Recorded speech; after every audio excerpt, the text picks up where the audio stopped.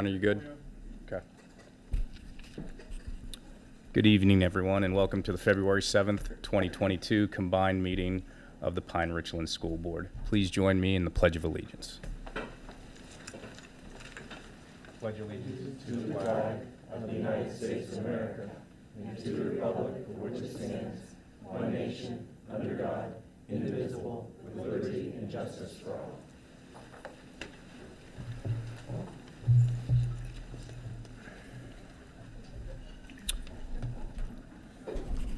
Prior to our next item, I just need to mention that the school board met in executive session prior to today's combined meeting to discuss legal matters related to the health and safety plan. Item 1.02 is we need to take attendance. Oh, I'm sorry. I always skip that one, Ms. Williams. I'm sorry. That's okay. I just, That's I all right. want to always talk over you. I'm sorry. So, attendance, Ms. Williams. Mr. DiTullio. Here. Mrs. Turchek. Here. Mr. Kashani. Here. Ms. Brisalis. Here. Mr. Cassidy. Here. Mrs. Hillman. Here. Mr. Lyons. Here. Dr. Mihalik. Here. Dr. Meyer. Here. Thank you. Okay, now item 1.02, educational health and safety model update. Okay, thank you. This is an informational update, very similar to what we shared on January 31st, so this will be extremely brief tonight. Again, here's the agenda. We continue to see the decline in cases, incidence rate in Allegheny County. So we see that reflected here. This has, each week all the way back to mid-December, and we can see that the incidence rate continued to decrease in the last week in Allegheny County. In the bottom, what we see are the cases here at Pine-Richland specifically. So we've seen from our peak at 31, averaging 31 per day. That was the rolling 7-day average. Right now we're actually at 4, but at the time that we snipped this, we were at 3. So we continue to see week over week that decline in the number of cases. And again, we see this reflected to just demonstrate where we have been and where we are now.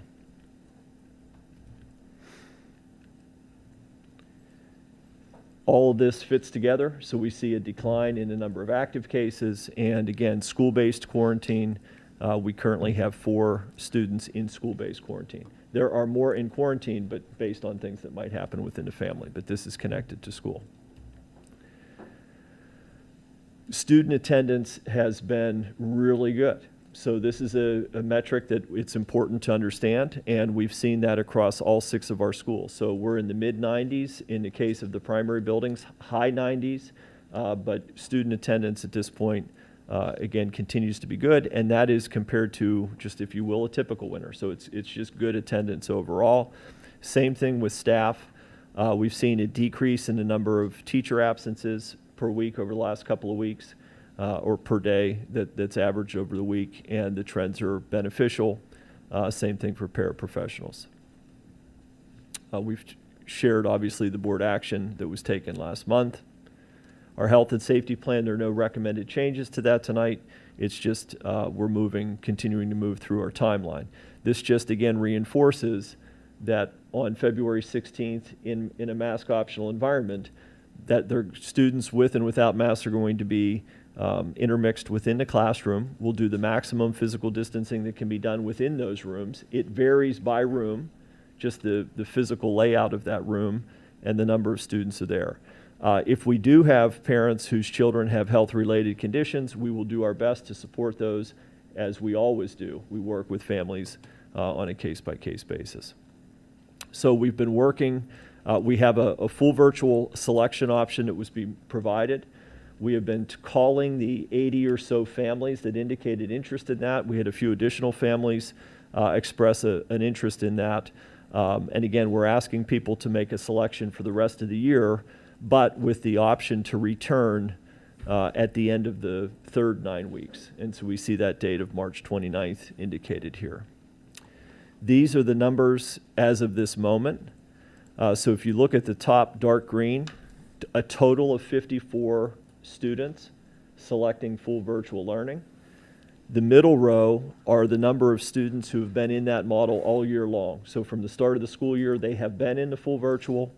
The bottom row, the new, are the additional. So we right now have 25 additional students who would be moving into a full virtual environment through the end of the year with the option to return at the end of the third 9 weeks.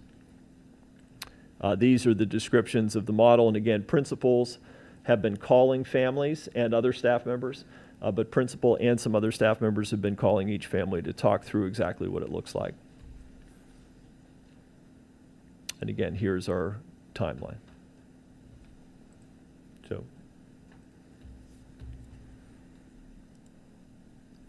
any discussion on this item at this point? I would like to just say thank you to the admin and also to the teachers.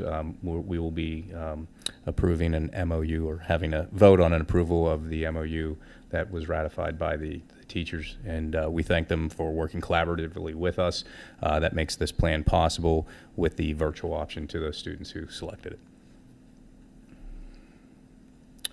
We'll move to item 1.03, recognition of visitors. Ms. Williams, how many do we have in person and how many do we have virtually? We have 6 in person and 1 online. Let's just start with the in-person then. Okay. Our first speaker is Ashley Fortier.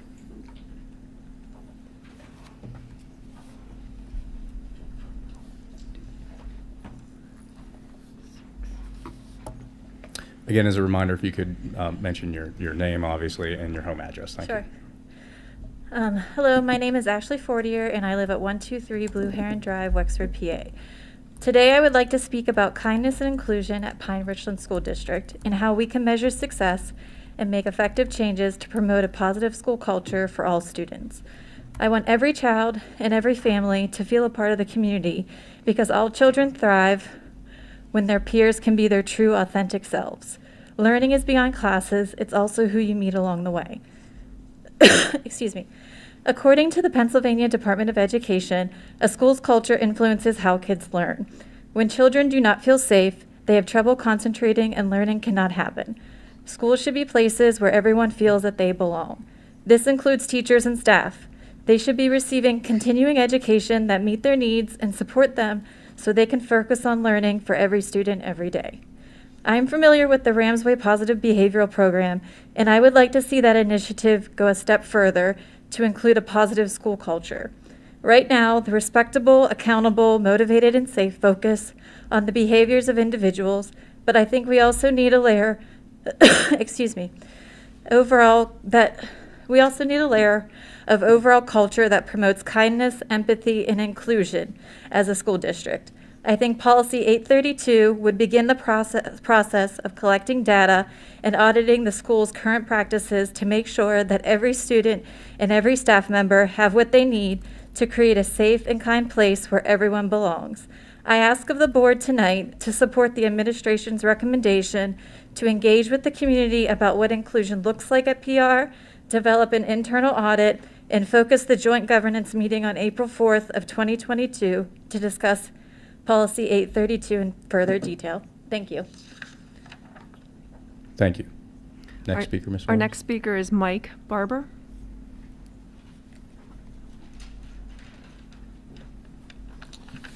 Hello, Mike Barber, Richland Road. I would like to voice my support for Policy 832. There is no clearer example that Policy 832 is needed than at the December 13th, 2021 school board meeting. That day, the audience rained down raucous applause when a community member stated, "If you don't like Pine-Richland and don't think Pine-Richland is diverse enough, I'm sure there's a lot of real estate agents in here who would love your business and you can go somewhere else." This same PR parent claimed, "We support you focusing on core curriculum topics as we were taught growing up. Math, science, reading, etc. Talking to, educating my child about diversity, inclusion, equality, those are topics that are my sole responsibility. I can't trust that the person responsible for delivering this discussion is not biased, agenda-driven themselves." End quote. Conveniently, history was left off his list. Accurate history is undeniably rooted in facts. American history is full of uplifting and oppressive narratives, intertwined like the threads in a blanket. Stories both beautiful and ugly. So I would like to talk to you about some of my history, my personal facts. While standing in his driveway holding a pole longer than himself, one of the neighborhood kids I grew up with screamed, "Hey, you stupid N-word. My dad told me I can hit you with this pole if you come in my yard." The threats and insults were aimed at my lifelong friend, Stanley Kazibwe. There were a half dozen or so kids, almost all of us white, laughing in the yard 2 houses down. We were all 11 and 12 years old and only in 6th grade, yet were so desensitized to blatant and open racism that we laughed while a dear friend was being called the N-word. As frightening as it is that we were that deconditioned to such a slur, that was 25 years ago. Much more frightening is the fact that in our district here today, children of color are hurled this same hurtful slur quite regularly while their classmates laugh and think no big deal. The things we say as adults around children are not just idle comments. They manifest themselves in behaviors in the hallways, on the school buses, and on the playground. Imagine for just 1 minute if it were your child on the receiving end. How would you feel? What would you say or do? Every child deserves to go to school not only unmolested but welcomed. But how do we change this at our school? It can only change when we change our minds, when we decide that what is important for our child is important for all children. We have to decide to care. It's a choice, but when we stop caring about the welfare of all the children, we are indeed headed for dangerous territory. We need to teach honest and comprehensive history because it helps us guard against the mistakes of the past. If we're afraid of the angle our students will learn our own history from, what does that say about us? White people were both enslavers and fighters against slavery. Mr. Barber, if you could wrap up. 10 seconds, Yep. and I got you. If we're afraid our children will feel shame in learning this truth, we should reflect on why we assume our kids will relate more to the guilt of the enslavers than to the pride of the abolitionists. History matters. If we erase it, we don't learn from it. If we lie about it, we repeat it. Support Policy 832, please. Thank you, Mr. Barber. Ms. Williams? Our next speaker is Jennifer Buse.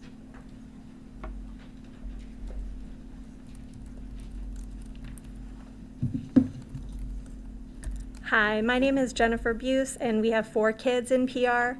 I will talk tonight about transparency and passing kindness policy 832. In regards to transparency, 832 allows for transparency of how our school district is for kids of color. Please pass kindness policy 832. According to Eric Reuter, many organizations, government agencies, and communities are focusing on inclusion, realizing that multiple perspectives can be more profitable and lead to innovation. In a 2020 report, McKinsey & Co. showed that companies that are more inclusive are more profitable. Another company's research focusing on better business decisions says inclusive and diverse teams 87% of the time make better business decisions, make them twice as fast, and deliver 60% better results. Therefore, businesses will seek new hires who are fluent in being part of a kind, inclusive environment. Being prepared to work well across cultures is necessary and gives a competitive advantage. Here are a couple statements from the open letter by alumni to PRSD in the summer of 2020. 1, I had a teacher who consistently told a student from Venezuela to go back to Mexico during class. 2, I was behind peers and not ready for the real world. I didn't understand systemic oppression or why some feared police and healthcare workers. 3, being an Indian with darker skin, kids said I look like poop. I'm a terrorist, or that kids want me to cry because they wanted to see Indians cry. Being here shattered my self-esteem, and I hope they make changes to make students of color feel more comfortable attending school. 4, when I was still attending this school, I was bombarded with anti-LGBTQ slurs. According to APA, LGBTQ+ kids are more than twice as likely to have a mental health disorder, and transgender non-binary youth the most likely to attempt suicide. Since 1991, suicide attempts increased 80% for Black teens, while remaining largely the same for their white peers. It's psychologically harmful to live in an environment where the way you are made is constantly being judged as less than. Let's help future graduates gain cultural kindness before entering the workforce. Without 832, our kids may fail to become truly inclusive and might see difficult consequences of losing a scholarship, friendships, or even a job. I care about Kindness Policy 832 passing because I believe learning how to be kind across cultures helps everyone. Learning to be kind will lessen the trauma that my four and all kids of color, LGBTQ+ kids, those of non-Christian faiths, and differently abled children, just one more If sentence. you could, yep. Our children's mental health will be impacted with 832. Kids in the majority culture will gain friendships, become more inclusive, and better set themselves up for success. Thank you. Thank you, Ms. Buse. Our next speaker is George Mestry. Good evening, George Mestre, Oak Park, Treesdale. I'm here to ask you to support Policy 832, as I believe all children at PR can benefit from it, regardless of race, of social economic background, gender, or race. I know at least one board member here has stated he does not support 832 since it's redundant and it's already covered by Policy 103. I encourage board members to have an open heart, an open mind in terms of 832, in terms of what it does offer for the community. Please compare, contrast the two policies and flesh out the benefits. Here are just a few. Transparency, a word that lines up perfectly with PR Kids' first mission and mission for all parents. It calls for measuring data to see if everyone's learning and achieving, and if certain groups are not learning and achieving, consider actions to fix it. Kindness, staff training to help all students, regardless of background, to have a feeling of belonging in order for them to achieve. This lines up perfectly with the Rams way and promotes a sense of mental health and well-being, something we've been talking ad nauseum about. And finally, diversity.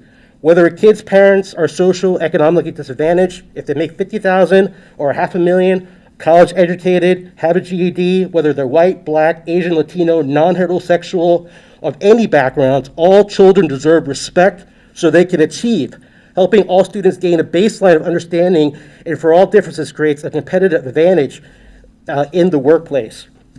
It seems the one thing we can all agree is that we love our children dearly, right? And we're all trying to do the best we can with what we have. Not only do we wish them a solid education, but the expectation they're treated with kindness, respect, the need to protect their mental health, and during these fractured, challenging times. And to that end, I believe approving 832 would be a step forward in that effort. And I gotta say, just one last thing about the mask issue. I know we talked a lot about it, but I do find it remarkable. We're spending up to $500,000, I know the number is not solid, on this virtual learning. Money that could have been used to hire mental health professionals, pay for school supplies, books, uniforms. There's nothing more American than for suburbia to complain about taxes and mismanagement of funds. And here we are just 4 months before the end of the school year, and all this money is wasted only because a few of these board members can't wait a couple of weeks to see how the cases subside. How is this money going to be made up? Virtual learning, I think we all agreed, is inferior, right, to in-person instruction. But this is an important accommodation because you choose to not follow science. 2 cases are taking place right now in our backyard. I think we're all familiar with them, right? NA and Upper St. Clair to uphold the mandate. Are you waiting for a similar lawsuit here at Pine, just a couple of days away? I urge you to hold the mandate until those cases are resolved. But right now, as we move away from the mask issue, I implore you to consider opening your eyes and your hearts to 832. Thank you. Thank you. Thank you. Our next speaker is Rebecca Hoffman.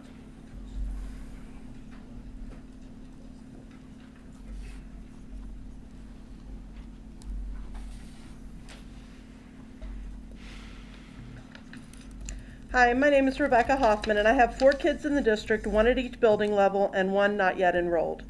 I spent time this weekend pondering the similarities between debates about masking and the discussion about Policy 832. In my mind, they come down to a similar need to recognize that we aren't all at the same place. Regarding mask wearing, some students and teachers or members of their family have conditions that make them more vulnerable to COVID. Lots of families include someone under the age of 5 years who hasn't yet had access to vaccine. Some families work in healthcare and have a different perspective about how things have been going. Some families are in the fortunate position of having recovered from COVID without problems and are left feeling like they no longer need to be concerned about getting exposed. The choices we make can have unintended consequences for others.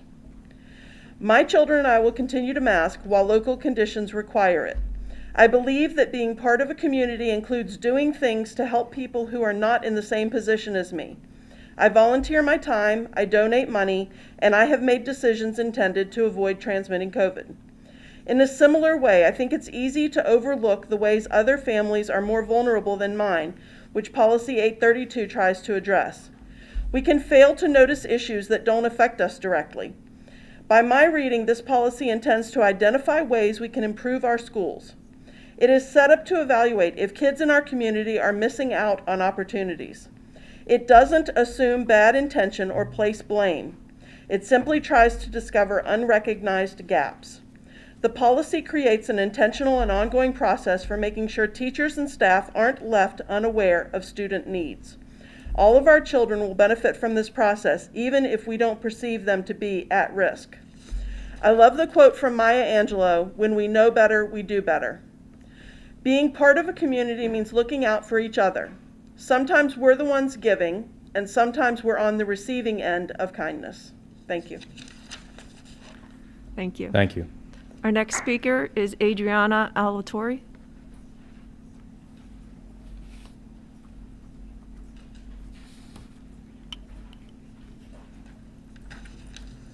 Adriana Alatorre, 103 Whitby Place in Gibsonia. I have had several communications with you asking you to keep the mask mandate and base it on transmission numbers and science rather than arbitrary dates and personal feelings. I do not understand how in a survey that states that the vast majority of respondents want to keep the mask, you choose to side with the minority. The survey was broken down by school. Had you listened to your constituents, you would have gone optional at the high school level only. Why are you siding with the minority? Are your friends above the rest of the constituents, or is this the source of the funding for your campaign? I want to know. Are those people going to fund any potential lawsuits? Will those of us that implore you to keep the mask be given the choice not to pay taxes to fund potential lawsuit settlements? Mrs. Turchik said, and I quote, "I am confident that I'm on the right side of this." So she thinks that she knows better than both health and math experts, and she is not willing to budge. I quote her again, "It's been voted on and decided." These attitudes are worrisome. For example, if I have decided that I'm gonna run a marathon, but I get injured, it would be irresponsible and illogical for me to do the race anyway, just because it has been decided. It is very wise to change decisions based in the change of the environment, on quantifiable data, on different situations. I want to quote Mr. DiTullio. "My position on this matter has been clear from the beginning. However, I am always willing to listen to and weigh various facts, data, and opinions on the matter," which means he doesn't feel like he's above everybody else. He's not putting himself above, and he is not thinking that previous decisions are final. Thank you, Mr. DiTullio.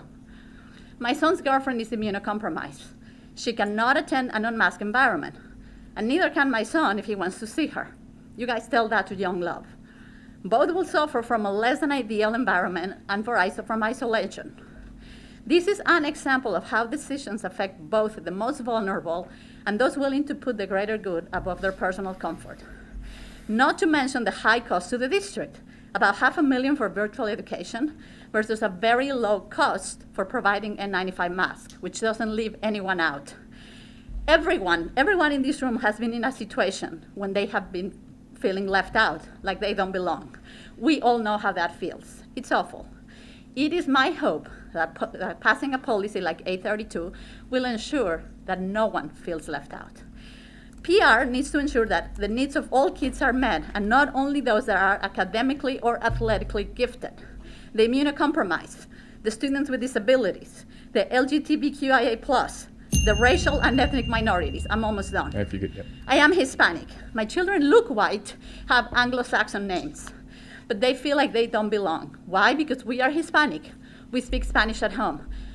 So they are often questioned why are they different from their white peers and from their Latino peers. My daughter actually wrote her college admission essay based on her experiences with that here at Pine-Richland. This needs to change. Everyone should feel safe. Please vote for kindness. Thank you again for your time and for your service. Thank you. And Okay, now- we'll go to our online person, Thank you. which is Ms. Ravati. Mr. Stobener?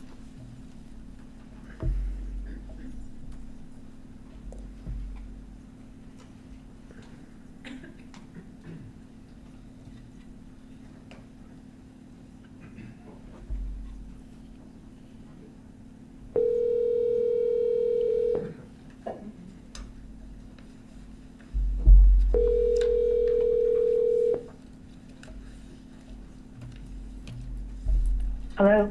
Ms. Ravati? Yes, You're online with the board. thank you and good evening to everybody. I will just state briefly that I am against policy 832, not because I don't recognize the need to find out whether certain groups, whether you classify them by race, sex, national origin, religion, or some other category, are either intentionally or unintentionally not achieving their full educational potential. But because, based on what I've learned and the people I've spoken with about policy 832, I believe the timing is, that we have the timing wrong right now. I spoke to Dr. Heather Bennett at the Pennsylvania State Board Association and examined some of their materials. Now, this is not to say that I'm assuming Pine-Richland is adopting policy 832 and the equity policies that the PSBA is recommending and is giving to the members that subscribe to their policy service. And I want to learn more about that. But from what I know right now, from what I hear repeatedly at these meetings, is that there's a massive disconnect between what advocates for policy 832 think it's going to do versus what it's actually going to do and what it means. And I think that this misconception also exists at the administrative and school board level. 832 is not about kindness. Yes, you can read kindness into some of the language and the definitions that talk about sort of enlarging our awareness of different cultures to make people feel more comfortable in the educational setting. I agree wholeheartedly that kindness is an imperative for students to learn and to practice every day. My point is simply that we have the sequence misplaced right now as to whether 832 should be adopted. And I really think that you can do an equity audit, which I believe a lot of people are anxious to have done, without adopting 832. And in fact, it is a specific allowable use under the ARP ESSER money. You can use some of the money Pine-Richland got from the American Recovery Plan for this type of work. Now, I don't know to what extent the money's already been spent, but I know there's also a carve out for about $56,000 that's supposed to be devoted to social, emotional, and mental health. So I will wind up right now. I look forward to learning more and assisting in any way I can with helping everybody understand what policy 832 is and getting there someday. Thank you. Thank you, Ms. Ravati. That's it. Okay. We'll move to item 1.04, correspondence. Ms. Williams.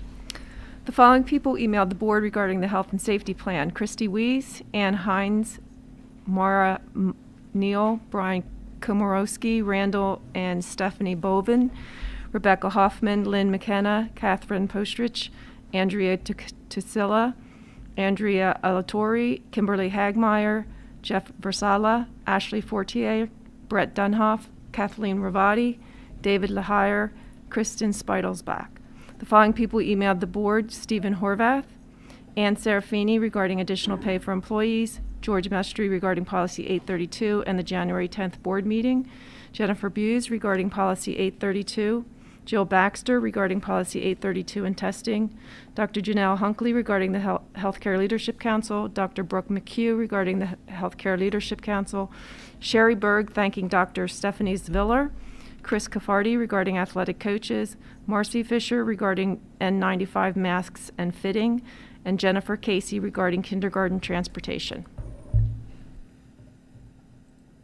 Thank you, Ms. Williams.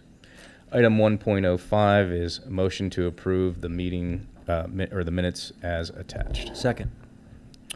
Is there any discussion? All those in favor? Yes. Yes. Yes. Opposed? Motion passes. Item 2.01 is a Pine-Richland School District Key Initiative Quarterly Update, and I believe Dr. Miller. I'll take you're it. taking Yeah, that one. thank you. So this section 2, we've had now for a number of years. This is our opportunity to make sure in our board meetings we are also looking at how we accomplish strategy.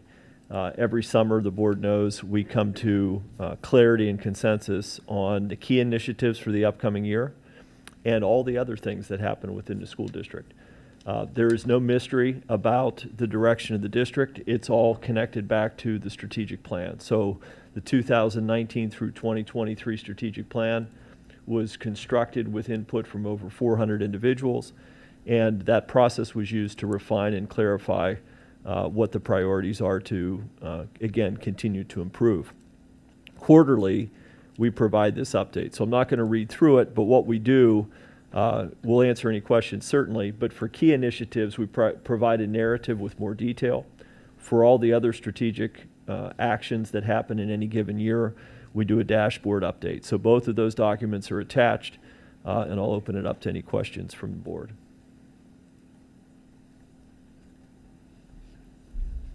And if not, I just encourage, whether it's staff or community, to take a few moments to read the key initiatives. It gives you a nice pulse of what's happening in the district. Thank you, Dr. Miller. If there's no discussion, we'll move to item 2.02. That's me as well. Sustainability. I wasn't Okay. sure if it was you today. All right. So one of the key initiatives, and if you can scroll up, Sean, to the top of this, we discussed it. So it's a key initiative for the year. We had a joint governance meeting in the fall to go over some of the concepts. How do we consider something as broad in scope as sustainability? What does that look like, feel like? How does it guide, specific action, decisions, et cetera? And so tonight, what we'd like to do, really 3 purposes. So the first is to reinforce and have a shared commitment for the long-term goal. So our long-term goals stretch across all 4 years. So in this case, promote sustainability and reduce the environmental footprint. It's largely environmentally based. We know the definition of sustainability can be very broad. That's part of the challenge. But what we're talking about here is promote sustainability, reduce the environmental footprint. So I just wanted to sort of pause there. That is a key initiative. That's an area of focus that, again, not just for this year, but across the whole plan. Any questions on that? Okay, so the way we have gone about breaking down big challenges, big initiatives, is to get the right people around the table. And we do not try to limit the right people. We meet in many different ways. So we meet in meetings like this, a formal board meeting. Sometimes we have special board meetings. Sometimes we have joint governance meetings. We have town halls. We have other work groups that meet for various purposes. Our next step in this area would be to identify who would be a part of the Sustainability Leadership Council. So from the standpoint of the board, let me find it, we have Mr. Cassidy and Dr. Mihalik as 2 representatives. But we would end up with a large number of participants. If you talk to students, they're fired up about the concept of sustainability. And one of the ideas that was developed here, and we have different student clubs in different buildings. Not every building, but most buildings have student clubs already focused in this area. We think that would be a great place to begin, pulling representatives who are already engaged in sustainability and environmental work at their buildings into this. So we're talking about 3rd graders, and we're talking about high school age students and everything in between. So that would be a part of what we're suggesting. The 6 school club is tying together in ways we don't always do students at all 6 of the schools within Pine-Richland. We would have staff participants. We would reach out to identify interested staff members. Again, we have staff members already invested in programming and leading action happening across the schools. So we would want to invite them. We would reach out and get a representation of parents. We have key partners that matter big time in this initiative. So just as two examples, STA in transportation and Sodexo in food service. So those are examples of people who are key partners to the district we would want to have involved. Our townships have been engaged in this work, and we've been working to strengthen connections with townships. So whether it's the township of Pine or Richland Township, we think there's a real opportunity here to, again, have somebody at the table, a part of the leadership council. And then I mentioned the board representatives. So again, I just want to pause there and see if there are any concerns with us taking those next steps to identify that group. The work that gets done gets posted to the website and then ultimately comes back to joint governance meetings or comes back to the full board for continued discussion back and forth. Okay? Okay, thank you. So we're 2 for 2. Third part, we already have a number of things happening. Sean, if you could scroll. So things such as bulb, not so much. Bulb replacement, paper reduction. There's a number of green cleaning. There's a number of things that are happening already within our schools. Again, the key next steps are to continue the HVAC engineering studies. Some have already occurred, some need to occur. As we know from our capital funding, the replacement of HVAC systems across some of our schools, we are talking about significant investment coming up in the next 10 years, not at every school, but at most schools. And so what this does is ensure that the board and the district, Mr. Zimmerman leads this project, that we have the information we need to prioritize or reprioritize, and then within sustainability to make decisions about, again, cost benefit. Where do we want to be relative to HVAC replacement? So there's a lot of other components connected to that. What we see, again, broken out there is sort of a timeline of prioritization based upon building need. And our plan is to go forward with this, and you can see how they lead to implementation. Summer of '23 at the middle school, '24 at Wexford, '25 at Richland, and '26 at Hants. So again, big topic. A lot of work goes into this within our capital funding plan and significant financial investment into the environment of our schools. Good? Any discussion I just on have a those? question. Okay. A lot of this money for the HVAC, that we're using that money that we got ESSERS and ARP money, correct? Or some No, of it's being used towards it? we are doing HVAC related work with the monies through the federal grants. But what we're talking about here, these are replacements? significant replacements. So we're looking in the multi-million-dollar range in each of these projects. Gotcha. And how much did we get? Just because we had a lot of questions tonight about how much the virtual school is costing, how much did we get from ESSERS? From the federal government? There have been a number of grants related to federal, so I'll talk briefly while Dana gets I'm just a turned ballpark. on. I don't need an exact number.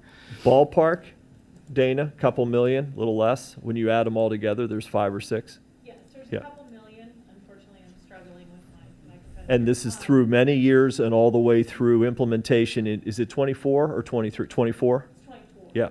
So, in terms of the ARP ESSER grant, that's the one that you have an information item. It's been on there actually since December. Oh, awesome. That one is around $1 million. We have about $800,000 that's set aside for those rooftop units at 3 buildings.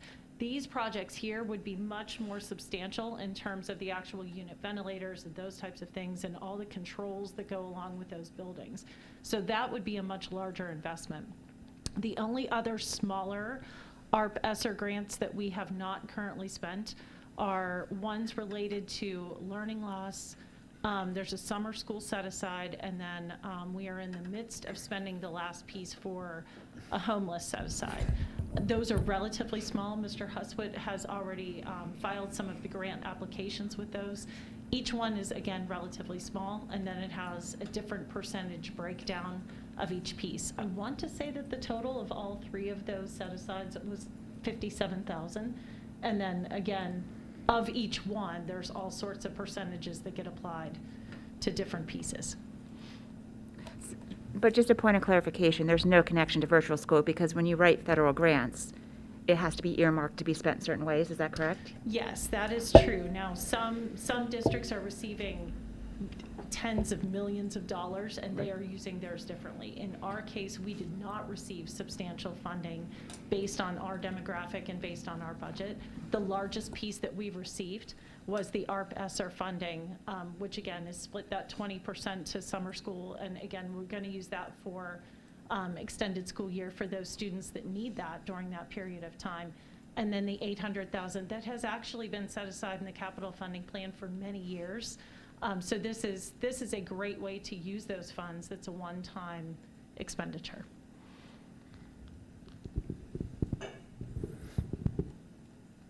So just a comment in general, moving in the direction of sustainability, it's something that every company basically is embracing right now. I think most homeowners are embracing it. I know like 90% of my bulbs are now LED.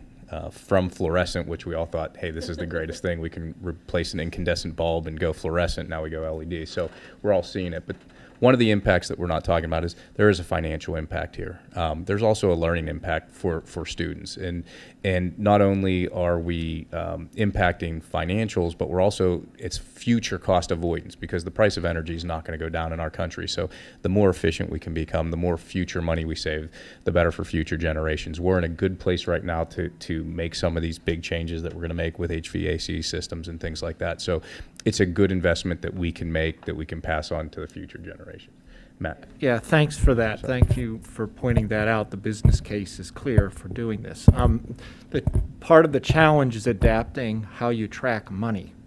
So a lot of these sustainability systems require an evolution of an accounting system so that you can, if you invest in a major piece of equipment, you can project and also measure what the savings are over a certain number of years and show that actually purchasing that pays off. And then there's a surplus. There's positive net revenue relative to where you were before you made the change. So being able to demonstrate some of those things is very beneficial because it helps everyone see and buy into the fact that we're actually about making smart business connected decisions here as part of the sustainability program. And the great part of our tracking system is sitting across the room from us right now. So, and a perfect case in point, when we made the decision to go to STA, we also made the conscious decision to go to propane versus gas. And we had the debate about, hey, do we still stick with propane or do we move to the future? Well, the buses aren't ready for the electric. That's probably something that will happen within our lifetimes anyway. I don't know if it'll happen next round, but Ms. Kirk has been able to track those savings for us and capture also the government funding that we've been able, when it's been in play, we've been able to capture that money. So there's been a lot of things that have been positive there, and Ms. Kirk has been tracking that. So I was taking that as a just an assumption that it was going to be done. So any further discussion on 202?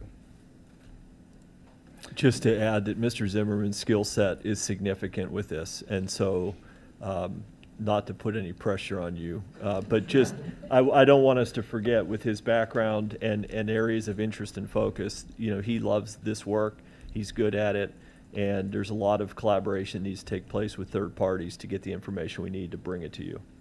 If the podium wasn't in my way, I would have called him out, but I didn't see him at first until you just said that, so I apologize. We'll move to item 2.03. This is a DEI update, and I believe this is going to go to Dr. P.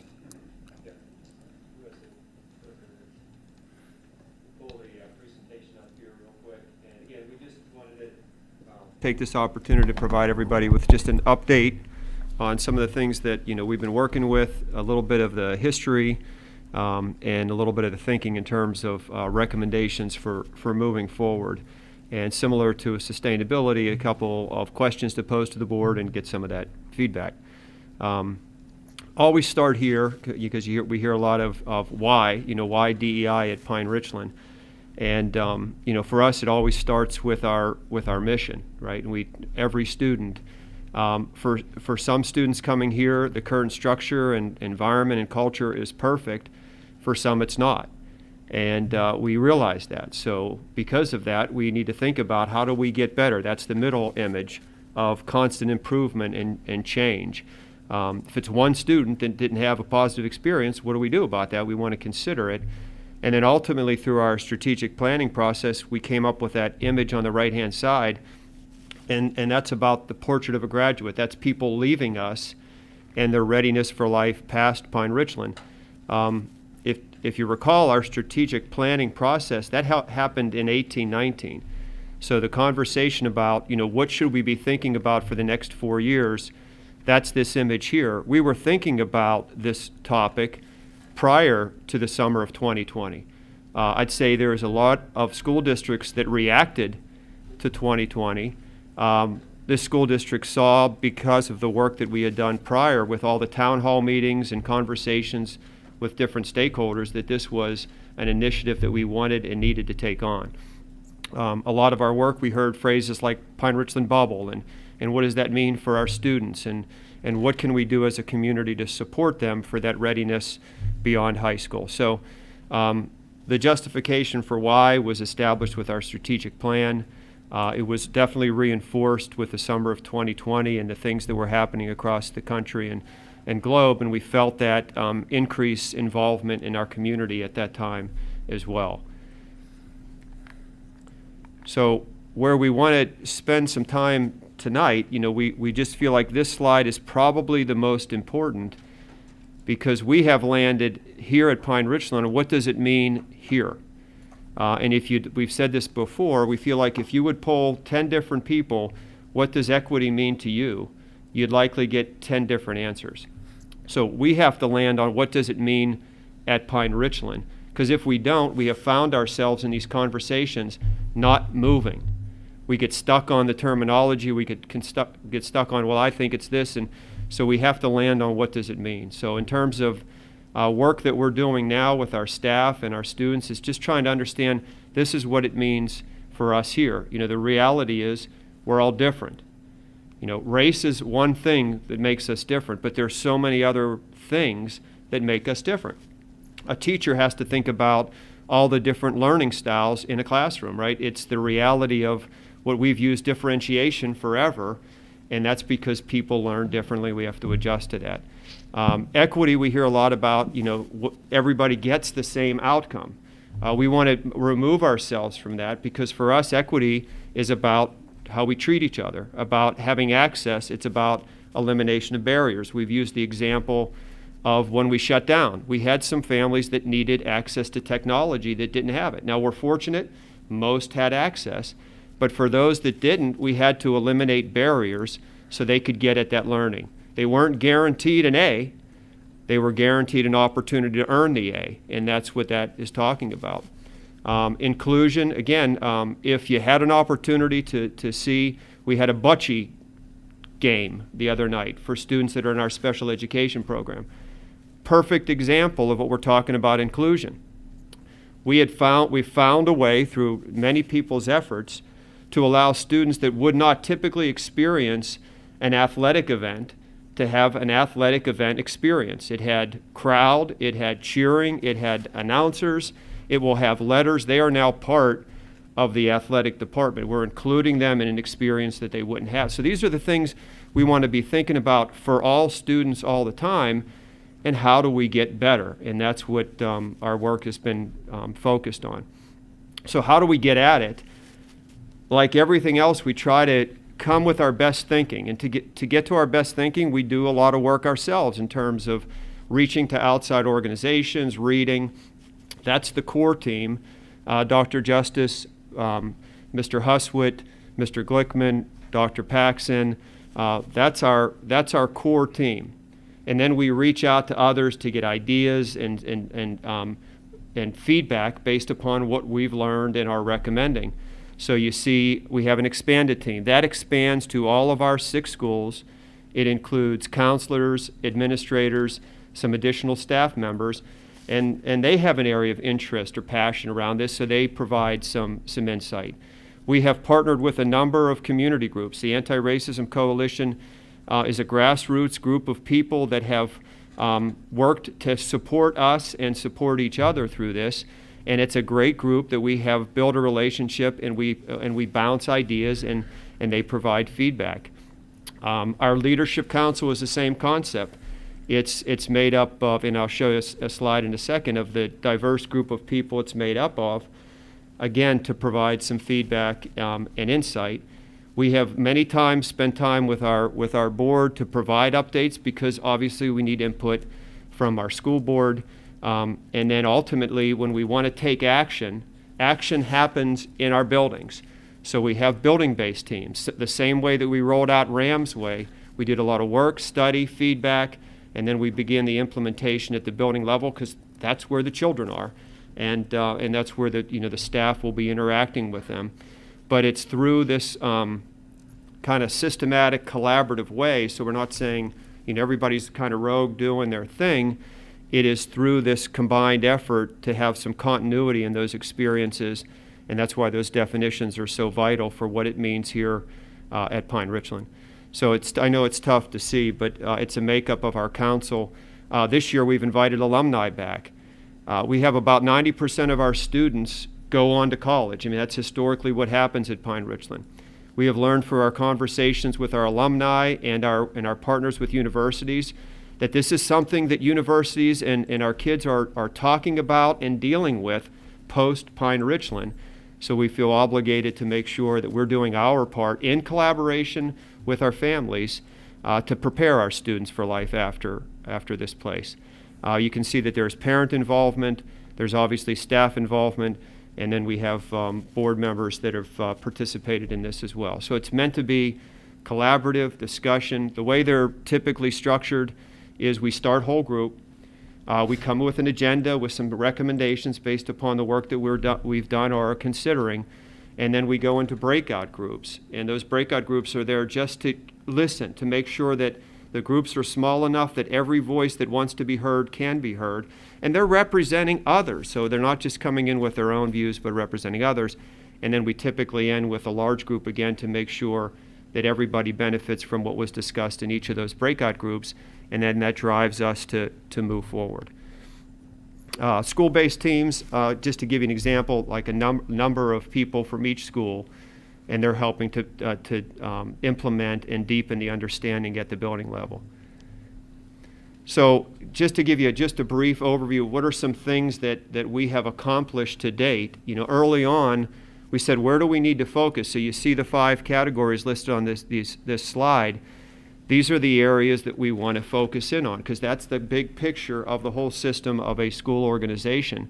So we've been connecting with families and community, as we've mentioned. We're part of a task force now with the IU, so it's not just what we're doing here. We want to learn from other school districts and share some of our learning as well. The staff training right now is really focused on those 3 terms and how they've been defined at this place.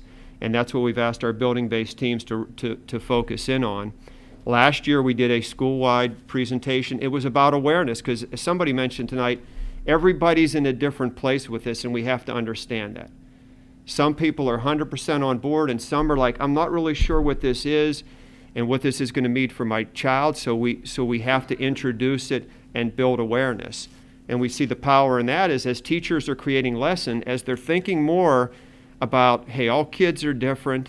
I want to make sure that we have equal access. I want to make sure that they feel welcome, because that's where you learn, right? When you're in an environment where you feel welcome, where you feel safe, where you feel comfortable saying what's on your mind, that's the place where you learn, and that's what we want for every student every day.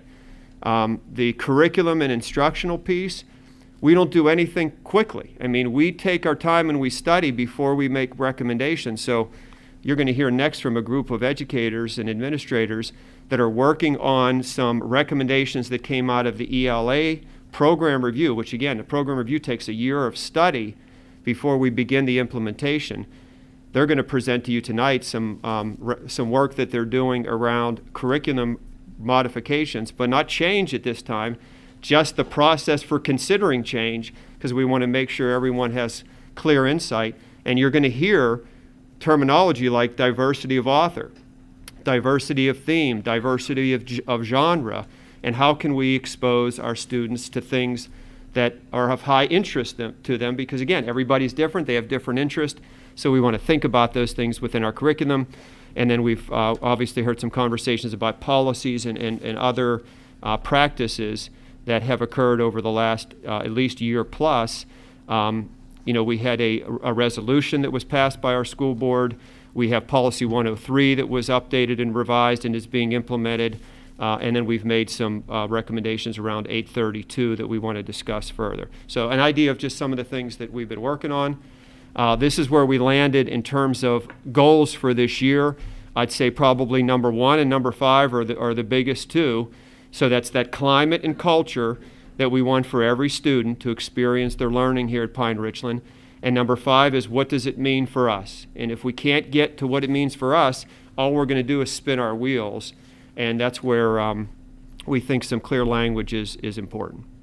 So the kind of 2 asks for the board to consider and discuss with us tonight. We feel like with 832, the best approach at this point is to maybe take a step back to deepen everybody's understanding of what is it, why.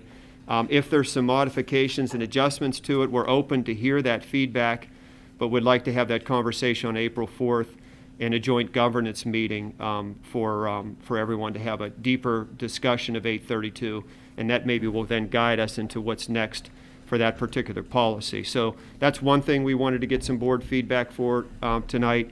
And the second is around the audit. So we do believe an internal third-party audit. So a third-party audit would be obviously developed outside of Pine-Richland. We used one last year to experience. Not saying that's going to be the one, but they do have a nice product. And that would be through a group of staff members and some board members. Audits are really most appropriate from what we've learned internally, because they're asking questions that students and community members, they wouldn't even know because they're not experiencing it internally. So we think a small sample of internal staff members to complete the audit and then present those findings, because then that'll guide where we need to go to the future. And what we started last year is around expanding our annual stakeholder survey. So we've done that for years. We added 3 diversity, equity, inclusion questions last year to each of the stakeholder groups, along with some demographic information. That helps us drill down to, what are we doing well, where are we struggling? But we feel like there's some opportunities to expand that slightly. So we're thinking about maybe 3 more questions that we would still need to develop in collaboration. Remember that circle that we showed earlier, and then bring those recommended additional questions forward to board for feedback. The same thing with the audit before we would conduct it to board for feedback, but would like to move forward on those initiatives in this second semester. So number 1, around the concept of a joint governance meeting to discuss 832 in detail on the 4th of April. And number 2, support for moving forward with the audit and expanding some of those DEI questions that link to our stakeholder survey.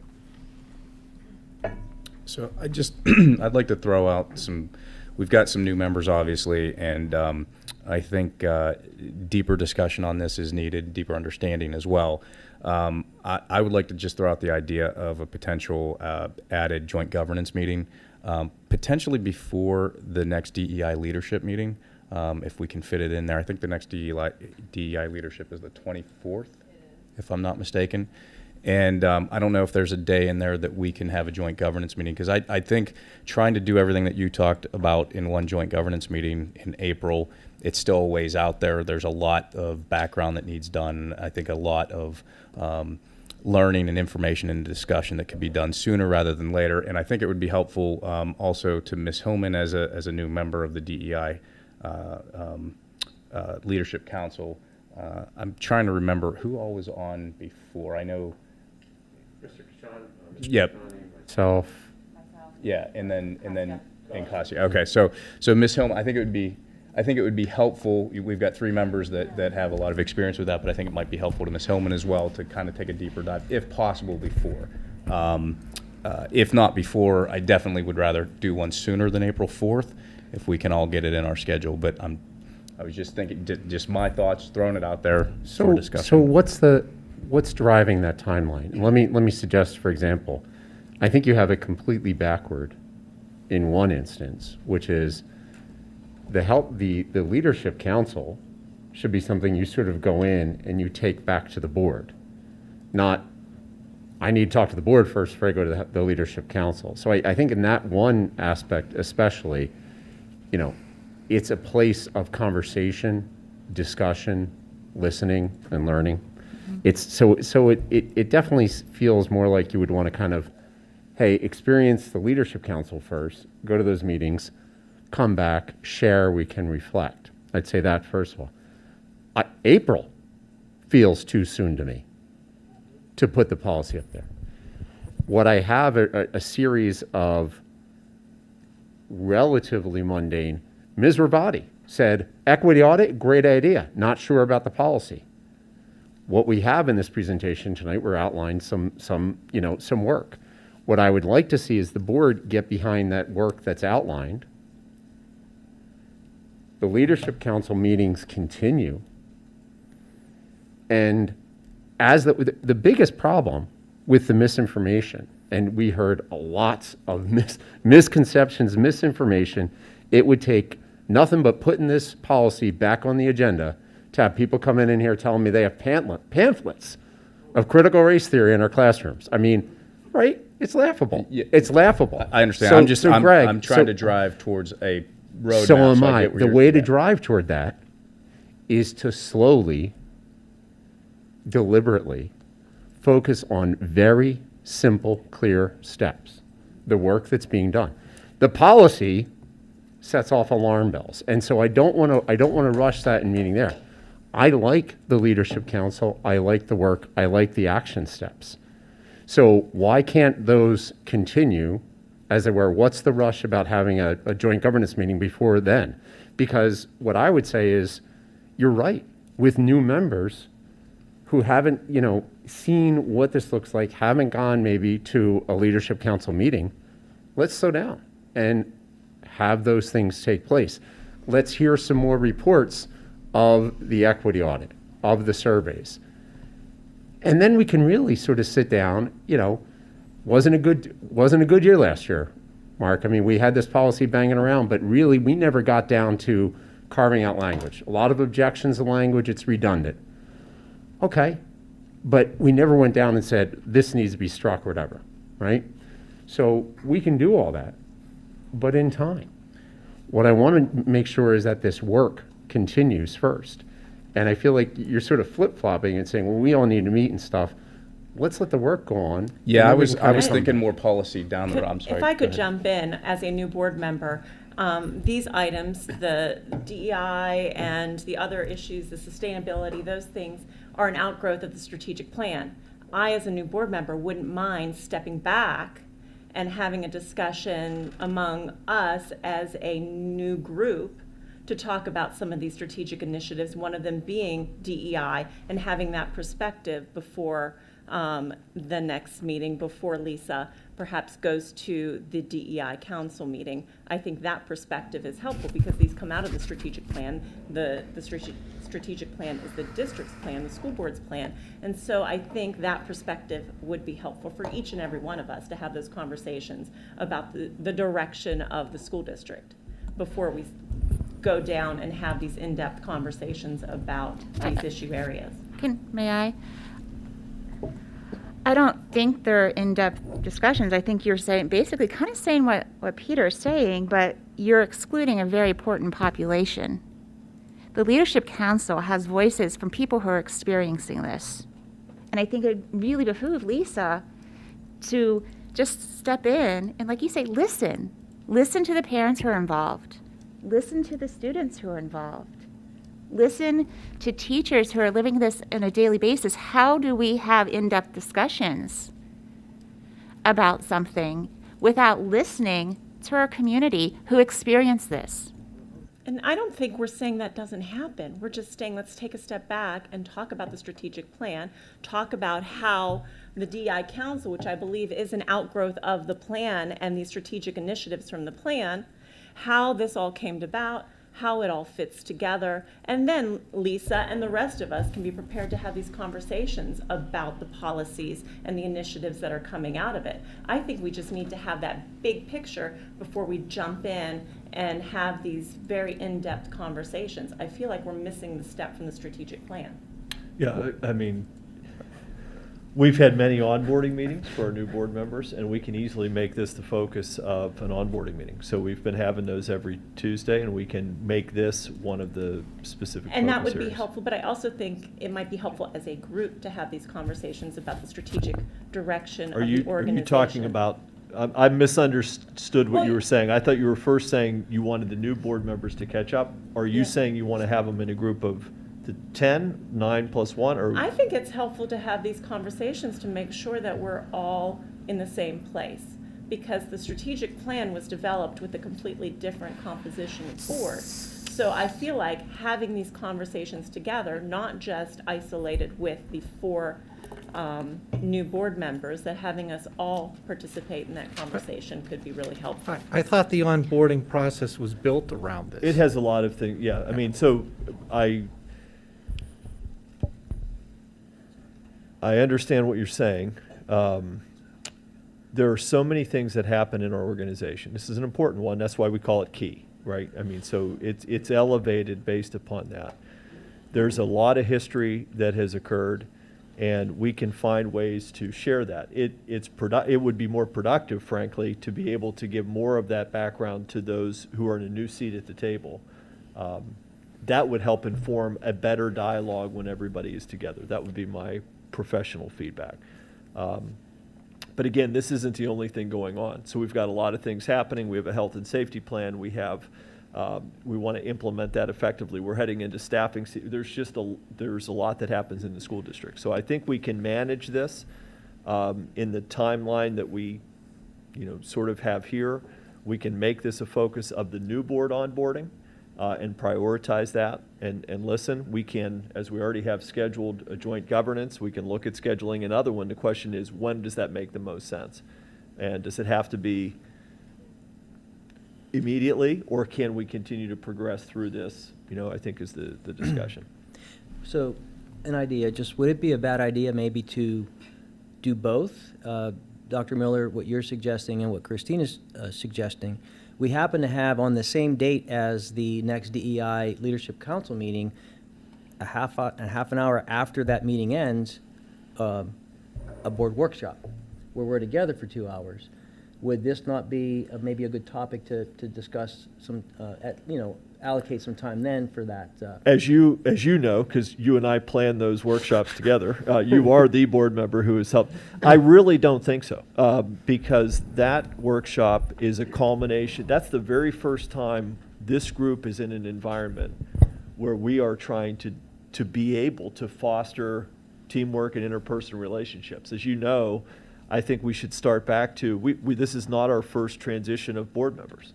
So I would like to go back to the year that we had 5 new board members come on, look at that workshop agenda as a place to dust off the cobwebs and then begin to go. So could it be? Potentially, but I really think that it's really hard to build team of 10 plus 1. We're not even adding SLT at this point.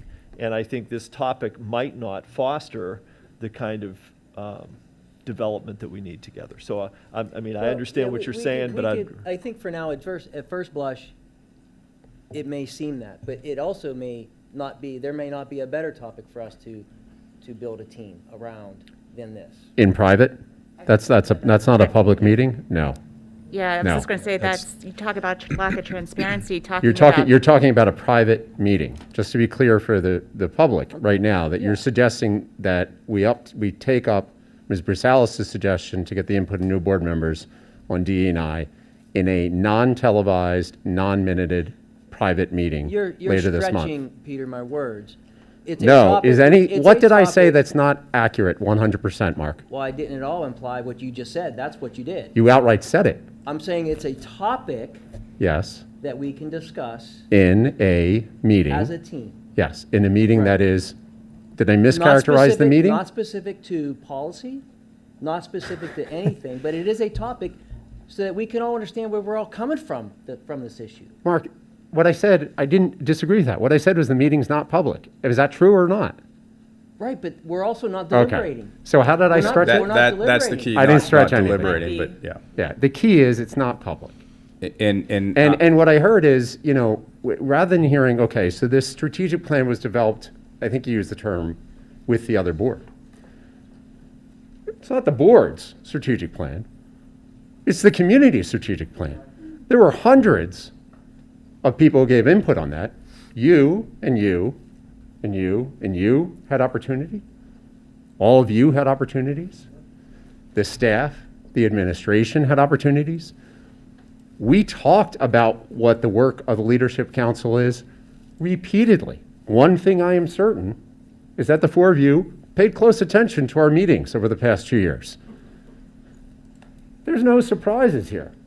I need to understand, we all need to sit back and figure out what this is all about. But It now feels like there is some other purpose, especially when the following suggestion is, oh, and let's do it in private. Well, that wasn't my suggestion. Nor was I it mine. appreciate No. what Mark is. Can we just Mark get is- kind of back on our I'd rather roadmap just here? call my idea a bad idea than try to distort it, Peter. Because it's not an orientation meeting private?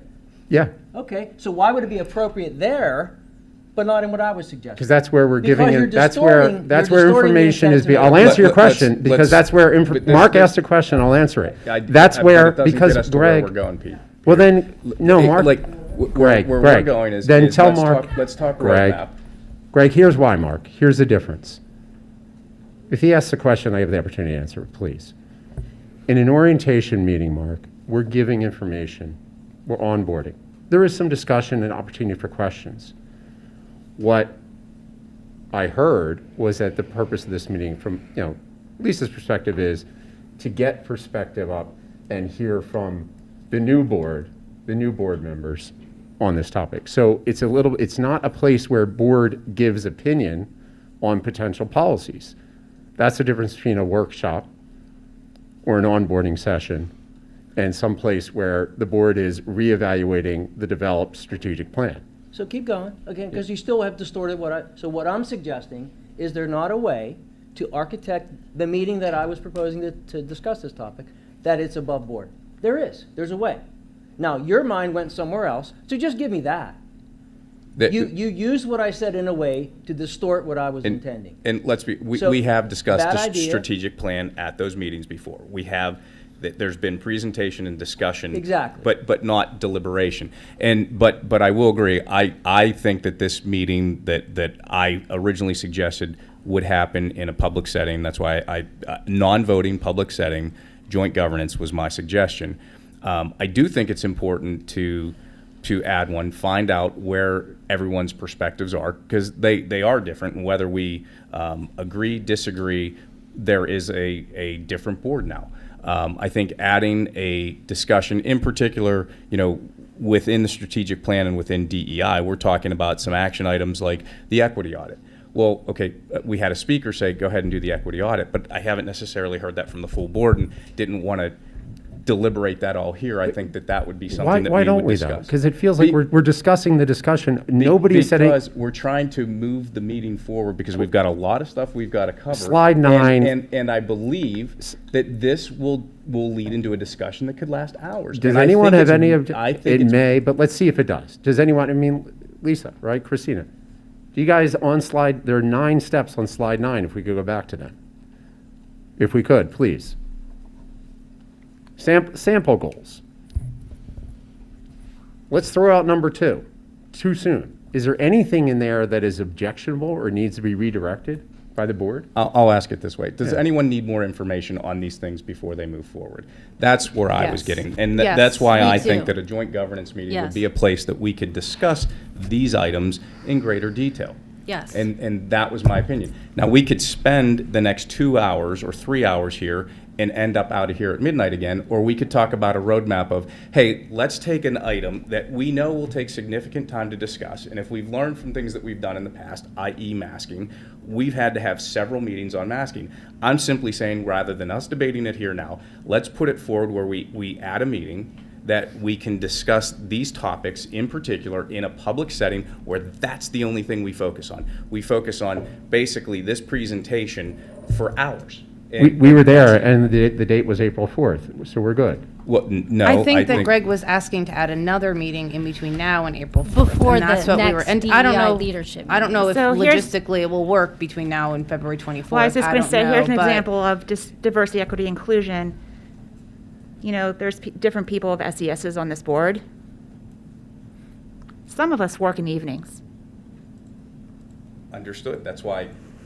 And so calling meetings willy-nilly. I work 2 nights a week. I teach classes from 6 to 8:40. And then I teach on Saturdays. You guys want to meet on Saturday after I'm done? I'm game. My Saturday's already blown.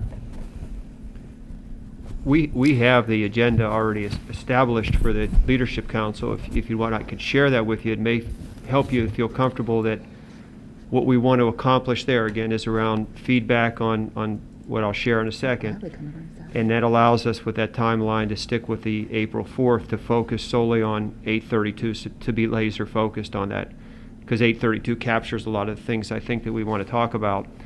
So Agenda 1 is how do we deepen the understanding of diversity, equity, and inclusion as it's defined at Pine-Richland. So we want to get feedback from the council on that. Number 2 is about some ideas that we have for presenting those 3 terms to students and staff at our building level team, so get feedback on that. And item 3 is to break out into stakeholder groups. So we're going to have a stakeholder group of parents and board members, stakeholder group of staff only, and a stakeholder group of students and staff to start talking about what could some of those questions look like for our expanded survey. So that's the agenda. It would just help inform a little more of the conversation. It would also give us the time, and without scheduling another meeting, to be prepared for April 4th to really focus on 832. And again, Ms. Hillman, we could spend as much time in making you feel more comfortable about, your role in that. Whatever, you'd ask for, we'd be happy to support that too. Sure, but I don't think it's just about me. I think it's about the 4 new members and us as a board having the discussion. The problem I have with the And- 4th, we have a school board meeting that same night. So if we have a joint governance meeting about DEI before, I do agree, I think we need a separate evening that is just about it. But I think we also need time, because what I'm hearing is there's a lot of homework that has to be done by mostly you guys, because I'm hearing it's like the meetings didn't take place for the past 18 months where we've been discussing it. So please do.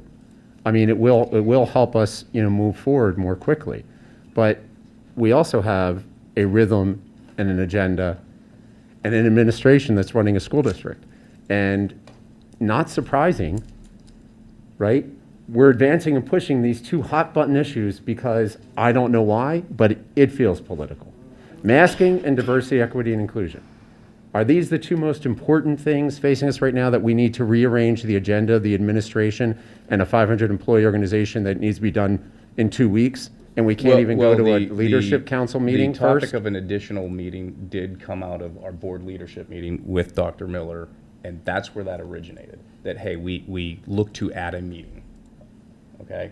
So that was not just myself, that was not just Amy. Greg. It was myself, Amy, and Mark had a discussion with Dr. Miller, and that was a suggestion. Yeah, just to it be was a clear, suggestion. we talked about prior to the April 4th, not before the 24th. Well, okay, when we can fit it in, that's the logistic thing that we have to talk about. But there's a lot to cover here. I agree there is. So if we want to give it another its own night, I'm fine with that. Well, I don't think there's a rush. I'm just not getting the sense of there's exhaustion. You've heard it all the time. There is exhaustion in the community, on your board, from your employees. So slow down. Find the right night. If it needs to be on its own, then say, hey, April 4th, can we find a night when it's on its own? That sounds good. Can we just not try to do something before the 24th? I think that's really where the rush feels, because frankly, to have it to have it before the 24th. It'd be tough, yeah. That It'd was- be tough, and also, I'm not sure, like, there's nothing that would put Lisa at a disadvantage going into that council meeting by not having a joint governance meeting. Like, those are they're pretty benign, and we talk about a lot of stuff, and it's, so I don't know that she would be at a disadvantage. Like I said, it's a chance to, you've right. been to the market, it's a chance to listen and learn. Yeah, And that's hear all it is. perspectives from different people in the community. So That's all it if is. If we agree at least, maybe, so then between that meeting and 4th, look to squeeze another one in. Right. And that's fine. That was, Okay. the date before was just a suggestion, because we've got one meeting this month, and Yeah. I know we've got the board, I was gonna say board leadership, but we've got the board meeting on the 24th. It's a lot. So, yeah. But again, just looking at it, I think adding one, especially on an off night, would be beneficial. And it would also, because how quickly we want to move on some of these, like an equity audit, I think that should be discussed between everyone at an open meeting, kind of, okay, exactly what are we looking at with this equity audit? Because the last time we got an equity audit, it was kind of like, okay, where did this come from? It was back mapped, if you will, versus forward mapped. So that was my suggestion. So, Greg and I understand that last comment about the equity audit last time we did it. I mean, it was all Yeah, done. What is back map? Where the questions came from, like how we did it, how it was put together. It was just an equity audit, and here was the results of the equity audit, and it was not good results. I thought it was on this presentation. It might not be. I'm not sure you're describing Not it. good. I'm not sure I What does understand your not good objection. mean? Yeah. There's no objection to it. All I'm saying is, how is this equity audit going to be put together? What are the questions that are going to be on it? Those are the kind of things I didn't want to have the full discussion here. That's why I want to have another meeting. There's a lot of questions to ask. So again, just to make sure I was clear earlier, what we were asking for with number 2 is just the kind of thumbs up to move forward with all the things that you're asking. So for us to be able to share an equity audit with you, the one we land on, we need the thumbs up to go ahead and keep moving on that. To be able to share the questions that we want to expand out for the stakeholder survey, we just kind of want the thumbs up so we can continue the work, and then we'll have that so you can see and provide feedback. So that was number 2, is just, hey, continue what you're doing, gather. We're doing research on what the right equity audit is. Like I said, we have one that we think we'll probably land on, but there may be others that are different and better. We just need the opportunity to study, learn, and then share that with you guys. So for example, I don't know if March 14th is a possibility. It's a Monday. Yeah, I was looking at that too. We have a finance governance on the 7th. The 14th stands out like a night where we could just dedicate it to DEI. Yeah, and I don't know. Possibly. My issue, I want to go back to what Dr. Pasquale just said, though. And this is the problem. I think this was the problem we had last year. And I'm hearing it again, Greg. You said, well, last time the equity audit. I'm like, look, talking about it in theory, in an abstract sort of, doesn't help. What the administration is saying is, we want to begin to develop, these are some steps. They just outlined them. These are the sort of things we're going to work on. When we do that, just as we have in the past, and I know I'm told that not everybody who wasn't on the board saw all this happen last year, but we who were know that they check in and say, this is what we're doing. These are the questions we're going to ask on equity audit. They're saying, can we keep doing that work at this point? And I think it behooves us to say, give our opinion as a board. I'm saying yes, strongly and emphatically. Continue that work. I support it. Right here, right now. What I'm not hearing is somebody telling me that they object to that work. I'm hearing like we need a whole meeting to just voice it. I mean, questions, we have questions about the work that the administration does all the time, and they come up and we ask them, we reflect, and this one's getting blown out of proportion, and no reasonable, specific, concrete objections are being raised. If we move forward too soon, before there's meat on those bones that are laid out on slide number 9, it will be equally unproductive because we'll be fighting boogeymen, So which are raised continually in this room on this topic. I have a That is issues that are not germane to our discussions here in Pine-Richland, but people feel the need to object to as if they pertain to our discussions around DE&I. So question, I'm hearing you, Peter. Yeah. I want to really, I'm trying to move us forward. So, Dr. P, question. So, you're looking for our blessing, if you will, to continue to do work, right? Between now and March 14th, how much work would be done? Like, could that be a night where we get like a midterm update? Our thinking coming in tonight was it would be laser focused on 832. No, that's the 4-4. That's the fourth. I know, but again, having other topics prepared, I mean, that is, if you're saying would we have landed on an equity audit by March? Or would you have, or something? Yeah, I think we can have. I think we can. I think we can. could have, so let me be super clear. Yeah. We can bring an equity audit forward, and again, just to be clear on language, we're talking about an instrument designed by others to be completed by, we're not doing the work, but we're picking the instrument, to be completed by an internal set of staff with some board representation to examine our current practices. That's what that is. We wouldn't do it before the 14th. We would bring it to the 14th. You'd bring it to, so. The yeah. second piece, I want to be abundantly clear though, the stakeholder survey. Last year, we added 3 questions to the stakeholder survey. 1 question about diversity, 1 question about equity, 1 question about inclusion. We believe we should expand that. We're not suggesting we do a 100-question survey on DE&I. We're just suggesting we add a few questions. We can bring, as an outcome of the Leadership Council work, those recommended questions. What would parents be asked if they're willing to complete? What would students be asked developmentally to complete? What would parents? Whatever I said, staff, parents, students. I think we could bring that to March 14th. Then and again, the question I would say to the board, we have not worked in such a way that we've asked the board to act on those kind of things. We've come together, we've shared the progress, we've given updates throughout, we've said these are the next steps, and then we keep on moving. If the board needs to, quote, approve, end quote, the equity audit, third party, and the 3 questions, then what I would say is call it a special meeting, because we need to keep doing the work. And so, again, I throw that out there. 14th looks good to me. And if we don't need the board to act, which I don't, but we do need to understand we have support to continue to move forward with confidence. I'm sitting here and I'm trying to wrap my head around this.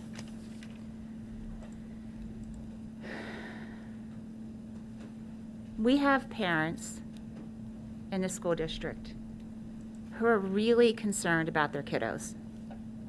Really concerned. We're sitting here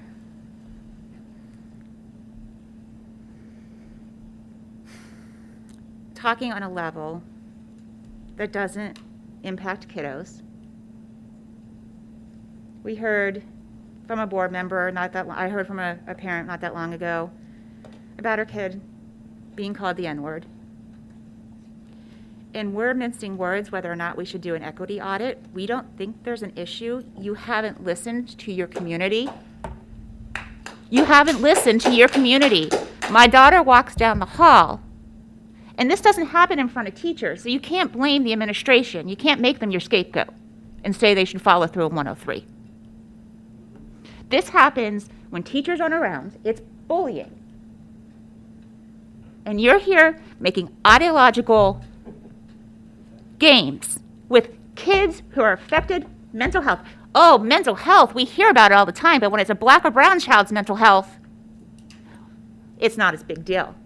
It's only if the kid's masking. Then it's a mental health issue. So My daughter walked down the hall, and here's the F slur about LGBTQIA kids. Hey, let's mince about an equity audit, because ideologically we don't believe that. We don't believe our parents. I'm going to repeat that again. We don't believe our parents of black and brown children.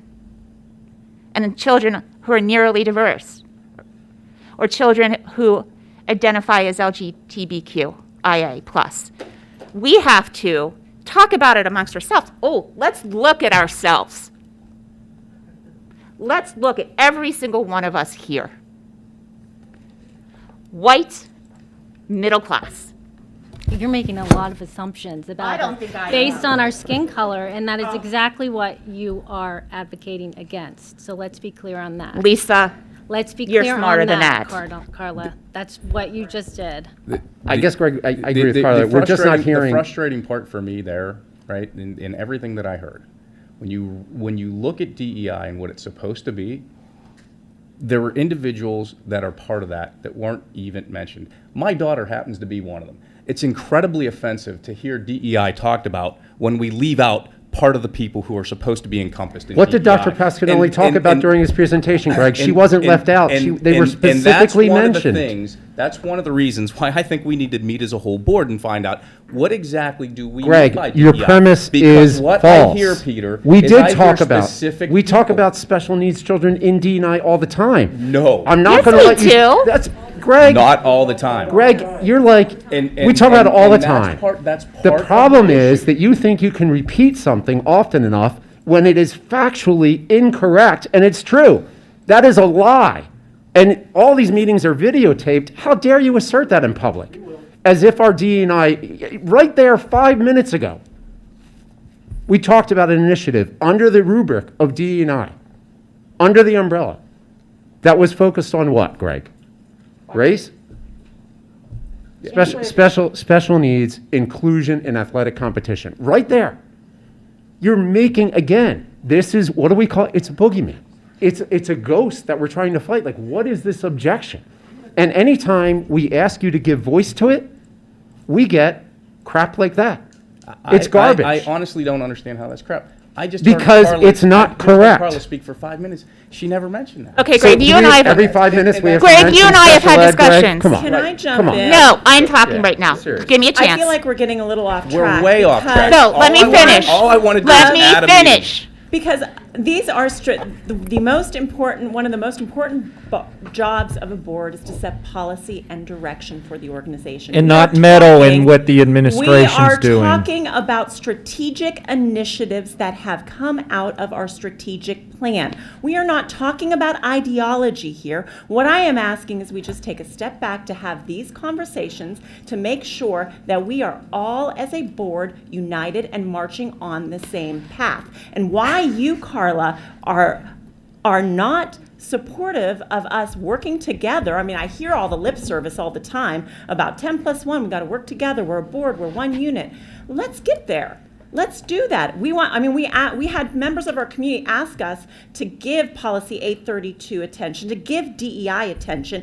We're asking for another meeting to talk about these issues. How is that wrong?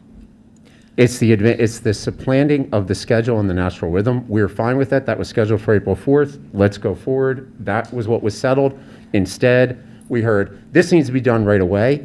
We get nervous. Listen, you want to know, I'll finish. I'll finish, Christina. I'll finish. I will finish. This community and this board and the administration, if you don't know it, get nervous when I hear the 4 board members and they want to hurry and inject a new meeting. Nobody said hurry. Actually, putting I will words tell into you, my mouth. saying this month is hurrying. Okay, but that was only that was a because we suggestion. thought it might be helpful to have these conversations before the council meeting. But I'm willing Okay. to work on that and have it March 14th. I don't think you heard a lot of objections to March 14th. Yeah, I so was good can with we April go- can we 4th. go to So- Can we Yeah. go to March 4th? Like, is anyone? I was good with April 4. I don't but need can it you before. And agree- we'll would you work be on okay with April a March 4th to get 14th? there. Can we go back to March 14th? I don't have my schedule in front of me. I assume I am because I teach on Tuesdays and Wednesdays, but I'm a professor. I have.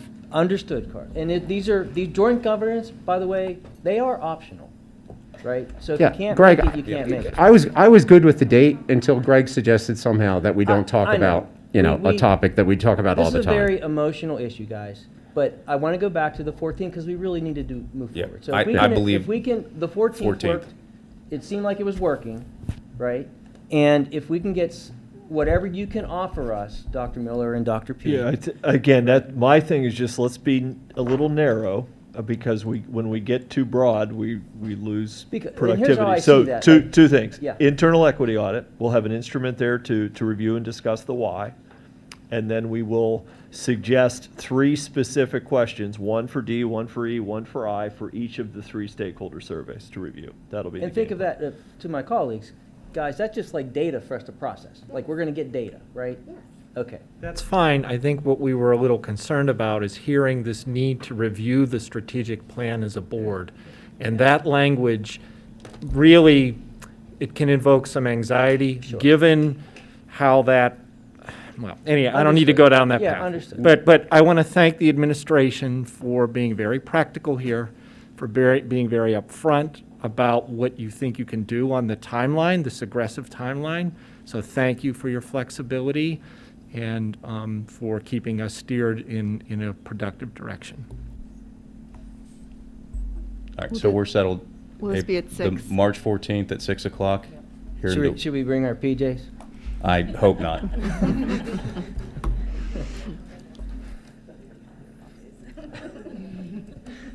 We'll have s'mores. Does anyone object to the 14th? I did not hear an objection. I just want to make sure. Okay. We're going to move to item 2.04, and we're going to go to English Arts text evaluation. Is this Dr. P or is this Yeah. Dr. J? Yeah. Okay. The whole team. Okay, so thank you for that, Mr. Tullio. We just want to take some time here around a topic, again, near and dear to our heart. You hear us talk about all the time, in-depth program review. The studies that our staff engages in, that it's a year-long study within their department, so it's K to 12. In the case of ELA, we have an administrator and some of our teachers and one of our librarians that are going to present tonight around one of the recommendations that came out of that year-long study. A lot of different people engaged in that. We're talking to different school districts about best practices. We are talking to universities and business partners about best practices. We're looking at data to make recommendations, and then we share those recommendations with our board and community. If there's ever a question of, where is this district going in terms of curriculum, assessments, and instruction, we always point people to the in-depth program reviews because it has our roadmap for moving forward within each of those departments. So we have a group of teachers tonight going to talk about and it's important that we hear this, it's about the evaluation process for determining the core text in our curriculum. Not about modifying core text at this point, it's just how are we going through the process, and we want to get feedback as we do this so we're crystal clear on our plan for modifying and improving our resources that support our curriculum. So we got a number of community members or staff members that are going to talk through that. Dr. J will introduce it, and then we'll turn it over to them. Thanks, Dr. P. So the recommendation that we are speaking about is number 7 from our ELA in-depth program review, where we were talking about the resources and the texts that we offer to our students and making sure that they appeal to their interests, that they're relevant.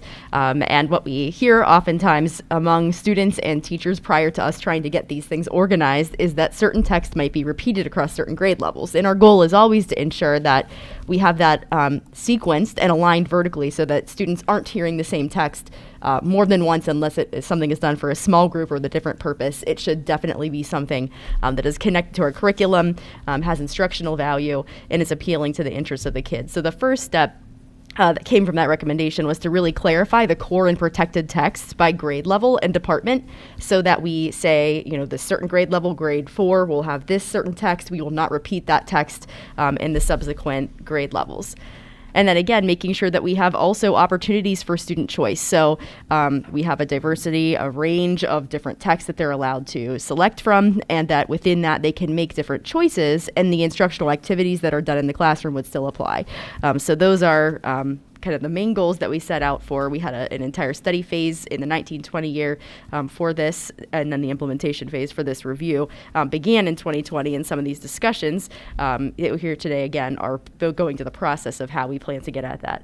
So you'll meet many of these team members who are here with us tonight, but we have Academic Leadership Council members as well as a librarian and 2 principals with us. So as they come to the podium, we'll have them introduce themselves as well so that you connect a name and a face. But we decided there was no way we would be able to conduct this analysis K-12 all at one time. So the idea was to start to build the process, focusing on a few pilot levels that allow us to roll it out to the other grades beyond that. So what we're bringing to you tonight with the members involved, we're building that process for grades 4, 5, 8, and 9. So they'll speak to what that looks like. And then based on feedback, the understanding that we gain as we eventually walk the process, then we will replicate that with other grade levels. So we're going to turn things over to Mr. Minsinger, who is our middle school principal, to share. And let me just, before you get going. Yeah, actually, that's good, because I need the clicker. You got it before he gets going, or are you giving him the clicker? So thank you to our staff. So thanks for being here. Sometimes it might feel a little intense. Don't let that, don't let that impact. We appreciate your professionalism. There's a lot of work that happens. What happens at board meetings is an update on hours and hours of collaboration between meetings.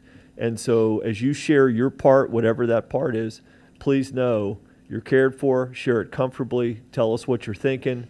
Don't mask your words to the board, but tell them as educators who work with kids every day where your head's at, what you're thinking about, and why this is important work. So. All right, good. So I think you'll hear a lot of that excitement because all of the people here are very passionate about this topic as ELA teachers. And I'm sorry, Dr. P, I needed this because as a former teacher, I need the control of the remote. So I'm Jacob Minsinger. I'm the assistant principal at the middle school. I'm a former ELA teacher myself at the middle school level. And so after the in-depth program review in the 1920 school year, as Dr. J said, one of our recommendations from that was to really consider what do our core texts look like K to 12. And we made an intentional decision to call them texts instead of books or novels, because one of the things that we all know as adults is that while it's fun to read lots of fiction and great stories, we know we need to prepare our kids for the reality that they're reading lots of nonfiction type things as well, right? So we want to give them a well-rounded experience so that when they are graduates, they're not just great at reading and diving into the great fiction stories of our time, but that they also are prepared to handle things like articles that they read, right? And things that you might experience in a job. So we defined core text to be anything that's firmly embedded into grade level course curriculum. And it can be books and novels like you think, but it might be short stories or plays or nonfiction articles that I was just talking about, because we want to give our kids a well-rounded experience. And so some of the examples on the screen here are some of the core texts that currently exist. Those are just a couple examples from 3 of our pilot grade levels through this process, being Earthquake Terror for 5th grade, Old Man in the Sea for 8th, or Lord of the Flies for 9th. And we'll talk a little bit about our process, again, as we've started to lay it out and why we're here for feedback. So we've envisioned this process in 3 phases, and the only phase that we've started anything with is phase 1, and Mrs. Beth Schenefeld, our librarian extraordinaire, will talk about that in a minute. But really, phase 1 for us was just seeing what do we teach, right? Getting a conversation with our teachers, K to 12, and in particular in our pilot groups of grades 4, 5, 8, and 9, around what we have at our disposal and what we use to teach with our students. And just auditing what those things are. What are they taught for? For example, what standards do we cover, which we could get into the nitty-gritty of because we're very passionate about that, but we won't get into those details here. And then you'll see phase 2 and phase 3 are really things that we're considering for the future and where we are not presently at, which is reviewing new texts to think about and then also communicating those recommendations. And so you'll get updates on those as we approach those with Dr. P and Dr. J. But right now, we've just been focusing on figuring out what we internally have in our inventory. And so Mrs. Beth Genefeld is going to take it over from here to talk about her favorite topic, which is books. Do you want the clicker? Or do you want me to? No, I don't want the clicker. I'll keep I don't want that much responsibility. My name is Beth Genefeld. I'm a librarian at Eden Hall Upper Elementary School. If you have kids in the district, I've probably been their librarian at some point. So I'm just going to talk about our phase 1 and what has actually happened in here. It's going to be a little bit repetitive, so just bear with me. In step 1 of our process, all of the ELA teachers in grades 4 through 12 were asked to contribute to an inventory of texts that have been used in the recent past as part of ELA instruction. As the list was compiled, as you heard, it was determined that there were instances where the same text was being used in multiple grades. So it created the potential that students could read the same text more than once during the course of their career in Pine-Richland. With this in mind, the ELA teachers were asked to delineate certain texts as core texts. These are texts that have been consistently used for several years across an entire grade span, especially at the elementary level, or at the secondary level as part of an ELA course. And of course, it was established that those core texts would be used only in the context of one curricular course. So in the background, we always say this is like the do not touch list. You can only use this in one particular grade. So then, in order to kind of garner an impartial evaluations, in step 2, the librarians they were drawn into that process, and they were given the task of evaluating those core texts. The librarians collaborated to create an audit tool that would collect anecdotal evidence to support the continued use of a specific core text within the Pine-Richland curriculum. As the librarians read, and as Dr. P said, reread the core texts, they recorded evidence from the text using that audit tool. The tool considers various aspects of the text, including the author's background, the genre, the characters and the perspectives, experiences, and context. We also even consider things like the artwork and the illustrations, the potential impact of a reader's background on their experience, curricular connections, format, all of those types of things. And our goal was to identify patterns or trends within these areas to determine where adjustments might be made so that our students would reap the benefits of a wide range of authors, genres, and perspectives. All 6 of our school librarians evaluated several core texts in either grades 4, 5, 8, or 9. So that was our first 2 steps of the process, and that's work that we have already completed.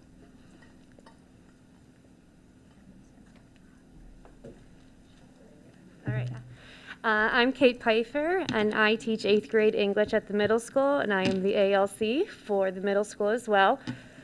Taking what Beth said, we moved on then to step 3, where we take the information from the audit and then take a look at the data behind those core texts. So the next goal that we had as grade level teams was to then assign the standards that go with each text. What our goal was to see where there's overlapping standards. We're teaching too much of this standard, we're not teaching enough of this standard. That's going to help us evaluate maybe which texts are too redundant and which texts we know we're lacking. We also take into consider some trends in data, STAR 360 scores, PSSA scores, common assessments. We look at the data that we get from those to determine where our kids' needs are. Therefore, where do we need to have texts that overlap in standards? Where are kids really progressing, where we can then take some steps back when we address the literature that we teach. The next part of our evaluation was learning activities, valuable learning activities that we wanted to keep with those texts. For instance, if there is a difficult standard on theme, but yet we have a really powerful, 2-day learning activity because it's associated with that text, that becomes a consideration. Maybe we don't get rid of that because we're making significant growth with certain learning activities behind the text that we are teaching. So with that step 3, as an ELA team per grade level, we're looking now at the data behind those texts after the audit. Step 4. Hi, I'm Alyssa Mitchell. I am the ELA ALC at the high school. In step 4, we can take what we've learned from the librarians and from the teachers, adding the instructional value, and actually make some recommendations. So we can choose, we can either recommend to continue reading a text or to look at different texts that may also be appropriate and meet the needs of the students. It's important that they, have a variety of texts, not just in the grade levels, but across their curriculum at Pine-Richland throughout their years. Erin Clark, 5th grade ELA ALC at Eden Hall. So once the librarians and the teachers have come together after doing the reflection, we'd be looking at specific aspects that we thought we needed to address, to choose new texts or to keep what we've been doing. So we'd be looking at whether it did lack instructional value, having conversations with my colleagues about the books that we currently do use or the texts that we use. We noticed, we were able to see, wow, this book we can cover a lot of different skills, but maybe this one we can't. Also, to deem whether it's challenging enough, it's to kind of look down at the table when a kid says, oh, my 2nd grade teacher read this to me. And it's like, oh, great. As your 5th grade teacher, then I feel like I'm doing a disservice.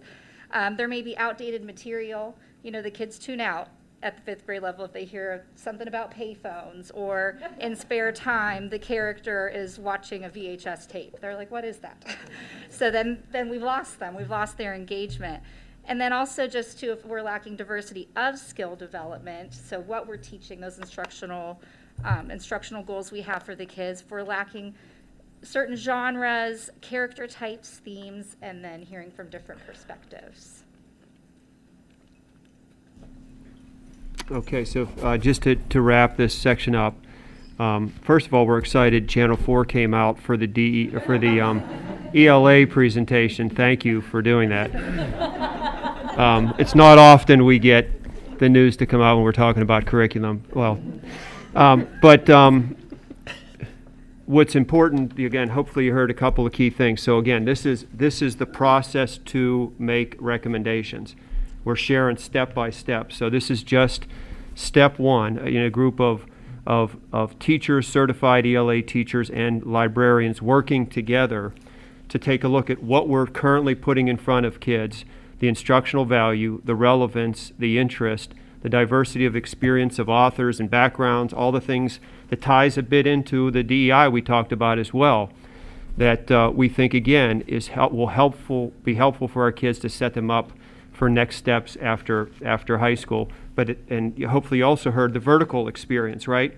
So talking to each other, a 4th grade teacher working with a middle school teacher, working with a high school teacher to understand how these texts build off of each other, and not just knowing their course and their curriculum, but understanding where kids are coming from and where they're going. I mean, that's just high quality stuff. So thank you guys, excellent, and we appreciate. We'll keep the board and community update as we move to phases 2 and 3. Yeah. I was going to ask if board wanted to talk, but go ahead first. No.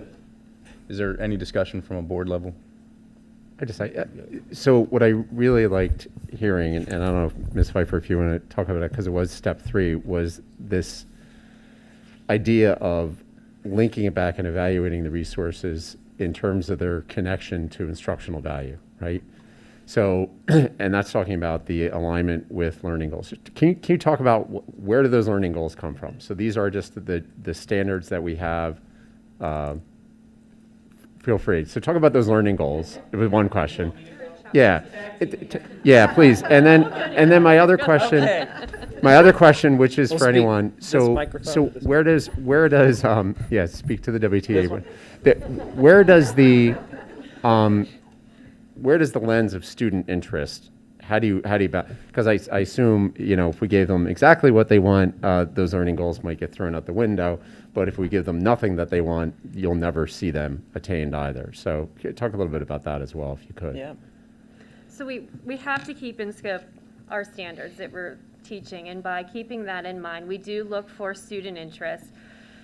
with the various short stories that we do, whether we pull them from our collections, textbooks, articles that we get through media, or any kind of supplemental short stories. And really, based on those common assessments, class discussions, we can then pull where their interest, their scope is, in order to then start to replace some of these texts where, you know, as Aaron said, they're asking questions. Like I had a student ask the other day, you know, why do they call her Mr. Patrick Maloney? Well, they don't understand some of the language within these old-fashioned texts, and they want exposure to things that they are more comfortable reading and understanding. Yeah, and there's a balance to it too, because I think when we talk about diversity of text, there's an importance to understanding history, just as there's an importance to reading something you can connect with day to day. And then the other thing, I think, Mr. Lyons, to your question about where do these instructional value elements come from? So they come from, as Ms. Pfeiffer said, the standards that are distilled for us into our written curriculum. And so you see, I mean, that's been developed for years, and, and Kate and her team do a fantastic job of refining that. So it's like a very living document. And so what we do with that is we take those standards that the state holds us accountable to teach and turn those into units that then have resources that go with them. And so the texts are the resources for ELA, just like a textbook would be for another course, if that goes to your question a little bit.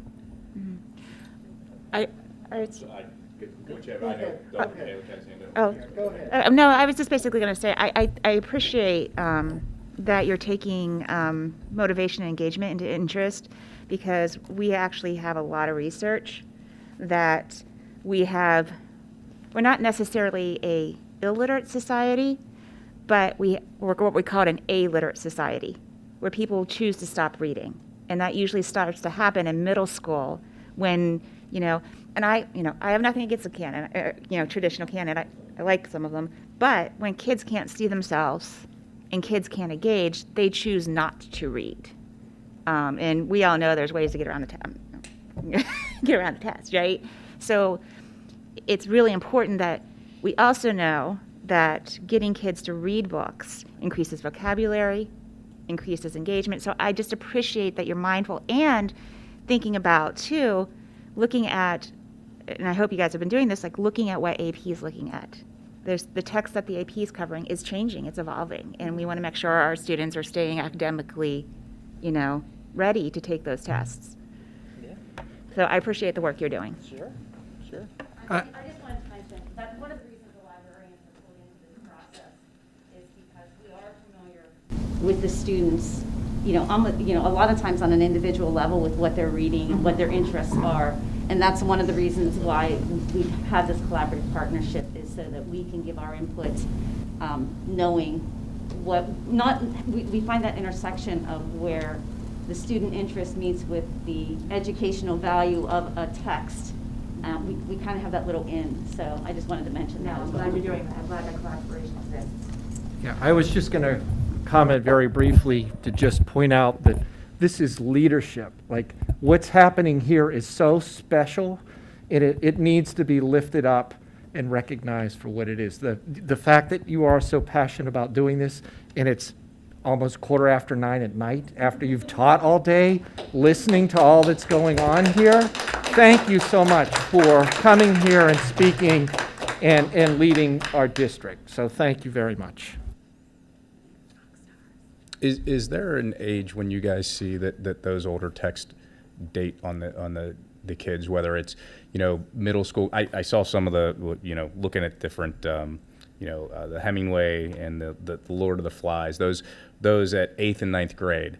Are 8th and 9th graders or 11th and 12th graders, how should I say, more prone to read those, or the younger kids more prone to read the older stuff? And I think you mentioned, if there's a payphone in there. I was reading a book the other day and they had a flip phone, and I'm like, that's way too old for me, although flip phones are now cool again.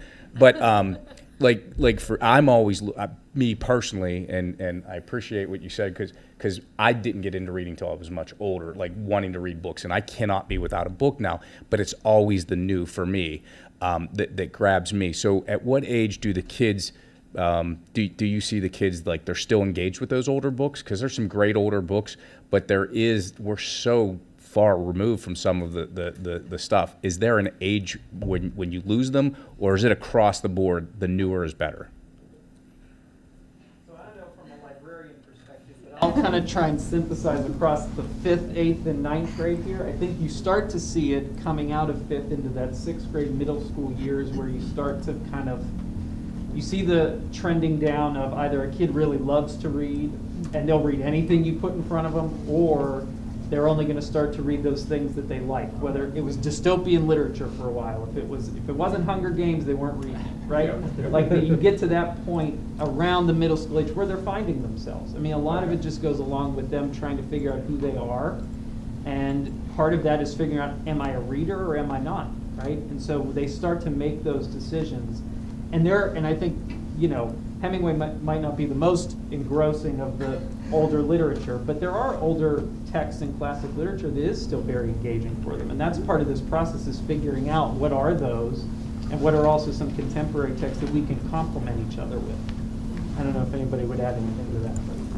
I agree with that. And I feel like, and don't tell your kids this if they're at Eden Hall, but I feel like I can sell anything to any kid. I can be like, oh my gosh, this is the best book ever. And that, like, no matter what it is. So I think that does come from the younger kids will read whatever you put in front of them. Whatever you're excited about, they're excited about. It doesn't matter. But as they get older, they definitely, you can see that turn. Dr. Miller, I know you had a comment. Yeah. Sean, can you pull up item 2.01 and click on the dashboard? I won't belabor this, but I really hope that people can listen to this. Yeah, just click on the dashboard view. Make that a little bit bigger. Okay, and then pull it over. So I want to stay towards the top. So in just a few seconds, so in-depth program review, ELA, library was also happening.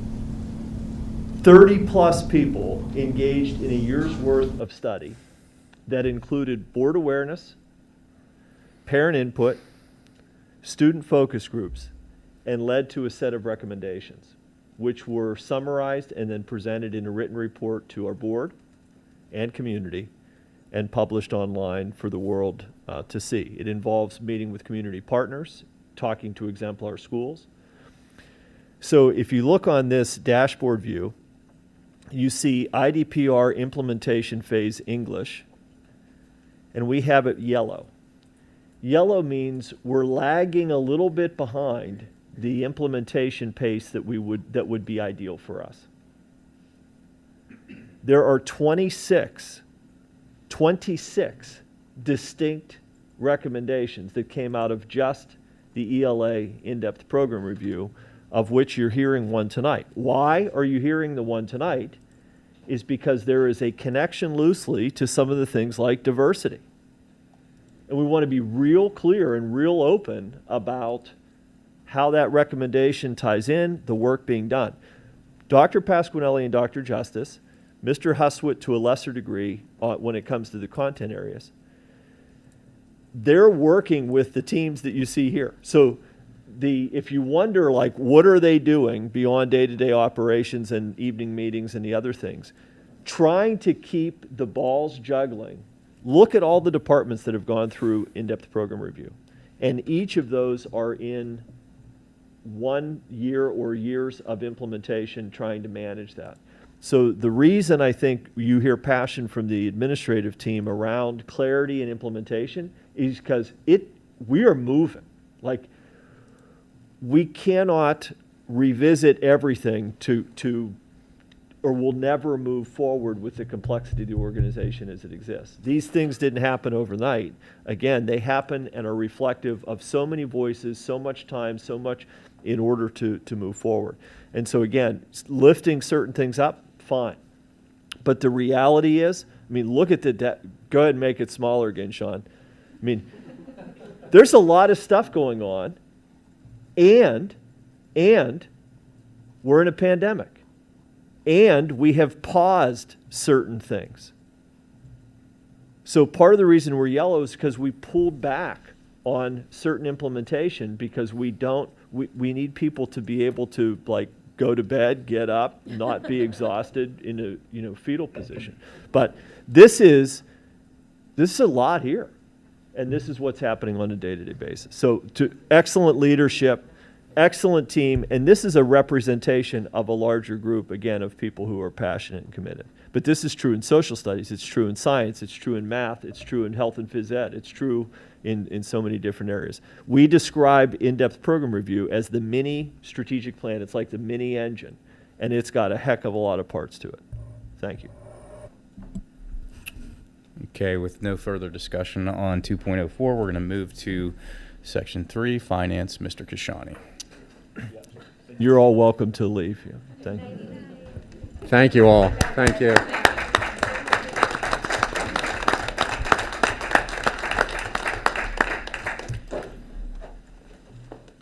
Item 3.01 is a motion to approve the financial reports dated December 31st, 2021, and accounts payable dated February 7th, 2022, in the amount of $457,734.72, and paid accounts for January, February, in the amount of $2,006,301.03 as listed. Second.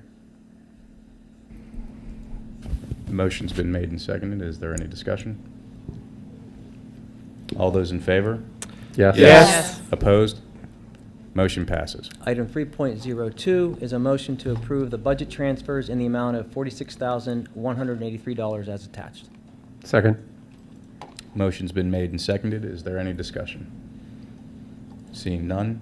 All those in favor? Yes. Yes. Opposed? Motion passes. Item 3.03 is a motion to approve an engagement letter with Dinsmore and Scholl LLP for bond counsel services as attached. Second. Motion's been made and seconded. Is there any discussion? All those in favor? Yes. Yes. Item 3.04 is a motion to approve an engagement letter with PFM Swap Advisors for swap advisory services for the Pine-Richland School District pertaining to the potential bond refunding for Series 2017 and for options related to the Series 2015A note. Second. Motion's been made and seconded. Do we have any discussion? All those in favor? Yes. Yes. Opposed? Motion passes. Item 3.05 is an informational item. Now, Dana, I don't see Mr. Masidi. He is online. Okay. So we can go through this to whatever extent you would like to. Again, Mr. Masidi is online and has since called in. He did provide this information to you. Please keep in mind that this is a general overview for now. The swap advisory services that you just approved, I literally just emailed them to let them know it was approved. They will also then be working on a swap analysis report that will be very similar to this and obviously will provide an independent review, not only for the refunding, which are the first few slides, but they will also be providing information for the 2015A note as well. So is it fair to say then that this information in 305 will become obsolete when we have this enhanced? I don't necessarily think it'd be obsolete. I think that the two will be in complementary, Okay. in complement But to we'll each get other. we'll get it presented again with everything else? Generally, yes, it will come from not only PFM swap advisors, so, just the general overview, and again, Mr. Masidi can jump in at any moment.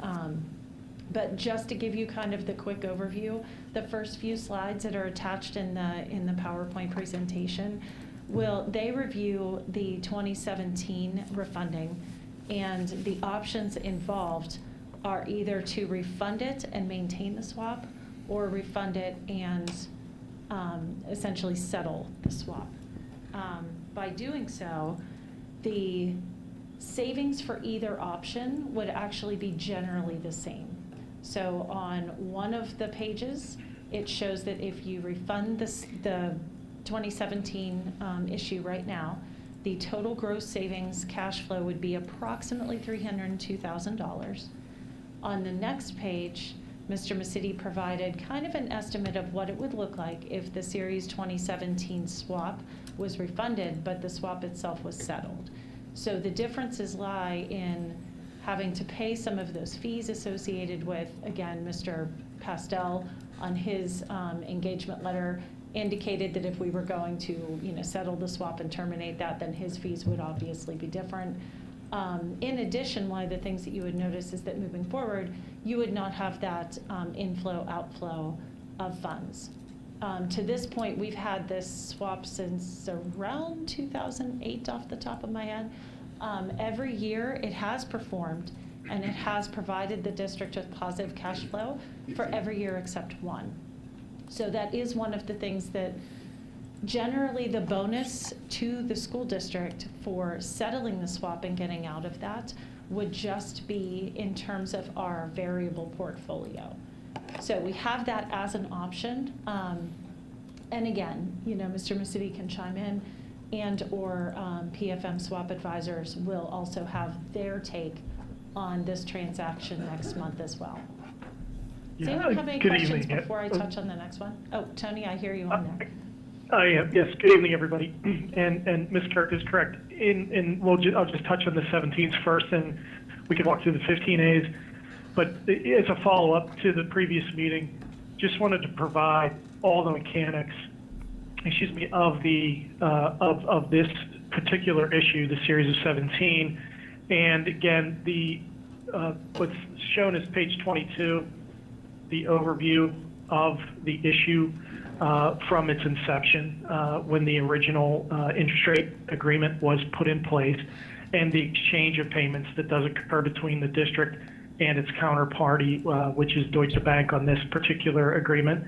And as Ms. Kirk did explain on the subsequent pages 23 and 24, shows that basically page 23 is the approach that the district has taken on this in the past, leaving the interest rate agreement in place and taking the benefit of that added positive cash flow back to the district based on this particular interest rate agreement, but has still maintained the ability to refund the underlying bonds for their inherent interest rate savings if and when the market accommodated that. And this is very similar to what the district did back in 2017. That's what's reflected on page 23, which would be leave the interest rate management agreement in place, simply refund the underlying fixed rate bonds, adhering to all of the terms, if you will, of the interest rate agreement, and that would include the annual par amounts and the final term. So that's that option. And on the following page would be if, in fact, that interest rate agreement was settled. Again, this is hypothetical pricing based on where we were at the previous meeting, and what would occur. You could, again, you would still refinance the underlying bonds for positive debt service savings, and here have the ability to shorten the issue if so chosen by the district, as it has done with prior issues, to take advantage of refunding savings and shorten the overall life of the debt portfolio. But in that case, you would settle the swap. But here, as you can see, you would forego the positive cash flow from that swap by settling it. And you would, the district, because of where the market is, the district would receive a slight benefit at this point in time. Again, as Ms. Kirk alluded to, that the district swap advisors would have to get involved and officially price that out for the district, and that would be a pricing showing where they see the market versus where Deutsche Bank sees the market, and they come to the meeting in the middle on those settlement payments. But this is just to show kind of both options for the district on this particular series. Does anyone have any questions on the 2017 before we jump ahead to the 2015A? Danny, you know I had a conversation today, and I think it's worth repeating because I'd asked some questions about Mr. Mercetti, precisely slides 23 and 24. In theory, I think it's worth highlighting the termination of that swap. Deutsche Bank would almost certainly owe us funds because they're sort of upside down on that right now. So they're getting out of having to make those payments to us, which on a net basis will likely be greater than our payments due to them for the remaining life of the swap. But we don't have a lot of transparency into what a fair termination value is. So what should that real value be? So we have to hire somebody just to tell us that. You can't look at a screen and get this information. And in fact, for those who have been here long enough, you may recall a settlement with the Butler County General Authority and Wachovia Bank, where suddenly money just was paid out on, and I think that one was an SEC settlement, or it might have been a comptroller currency settlement, because they had completely mispriced the swap. That swap is still on our books. That's on the next slides with Wells Fargo now. They inherited it. So that gives you an idea, the lack of transparency, the difficulty in engaging these transactions, certainly going forward, but it also applies to trying to terminate them in a fair way. This one goes away pretty quick. I think your words, right? It's 2028, it goes away on its own, which has some merit, and I'll leave that there for now, but we'll wait and see what PFM comes back with on that part. That's correct. So again, I did ask PFM to provide their independent analysis on this one as well. You know, initially, my initial thought was, we only have 6 years to go. It's performed every year except one. And if it was a longer term, I might feel differently. But, you know, the total gross savings to this point under both scenarios are generally the same. So barring any massive difference on the independent swap advisor report, you know, that's kind of where we're at with this one. Okay, thank you. Tony, did you want to touch on the 2015A? Absolutely. We're in a similar fashion on the pages that follow. Wanted to go back to the 15A note and its inception, which actually dates back quite a way to the 11C issue, which was a refinancing of a 2001 issue. So as the lineage has progressed over the years, you can see on page 26, that's the interest rate exchange that the district has with the counterparty on this agreement, which is Wells Fargo. As Mr. Lyons just alluded to, it was in the bank's prior life, it was Wachovia. And when Wells Fargo assumed all of the assets of Wachovia, then Wells Fargo became the counterparty at that point. And this is basically to create a refunding savings that were received up front by the district back at inception of this transaction. And the exchange is a fixed interest rate for an exchange of variable rate payments, which, you know, to some degree offset the underlying variable rate transaction that the district has, which in flipping to page 27 is a direct bank note with PNC Bank NA.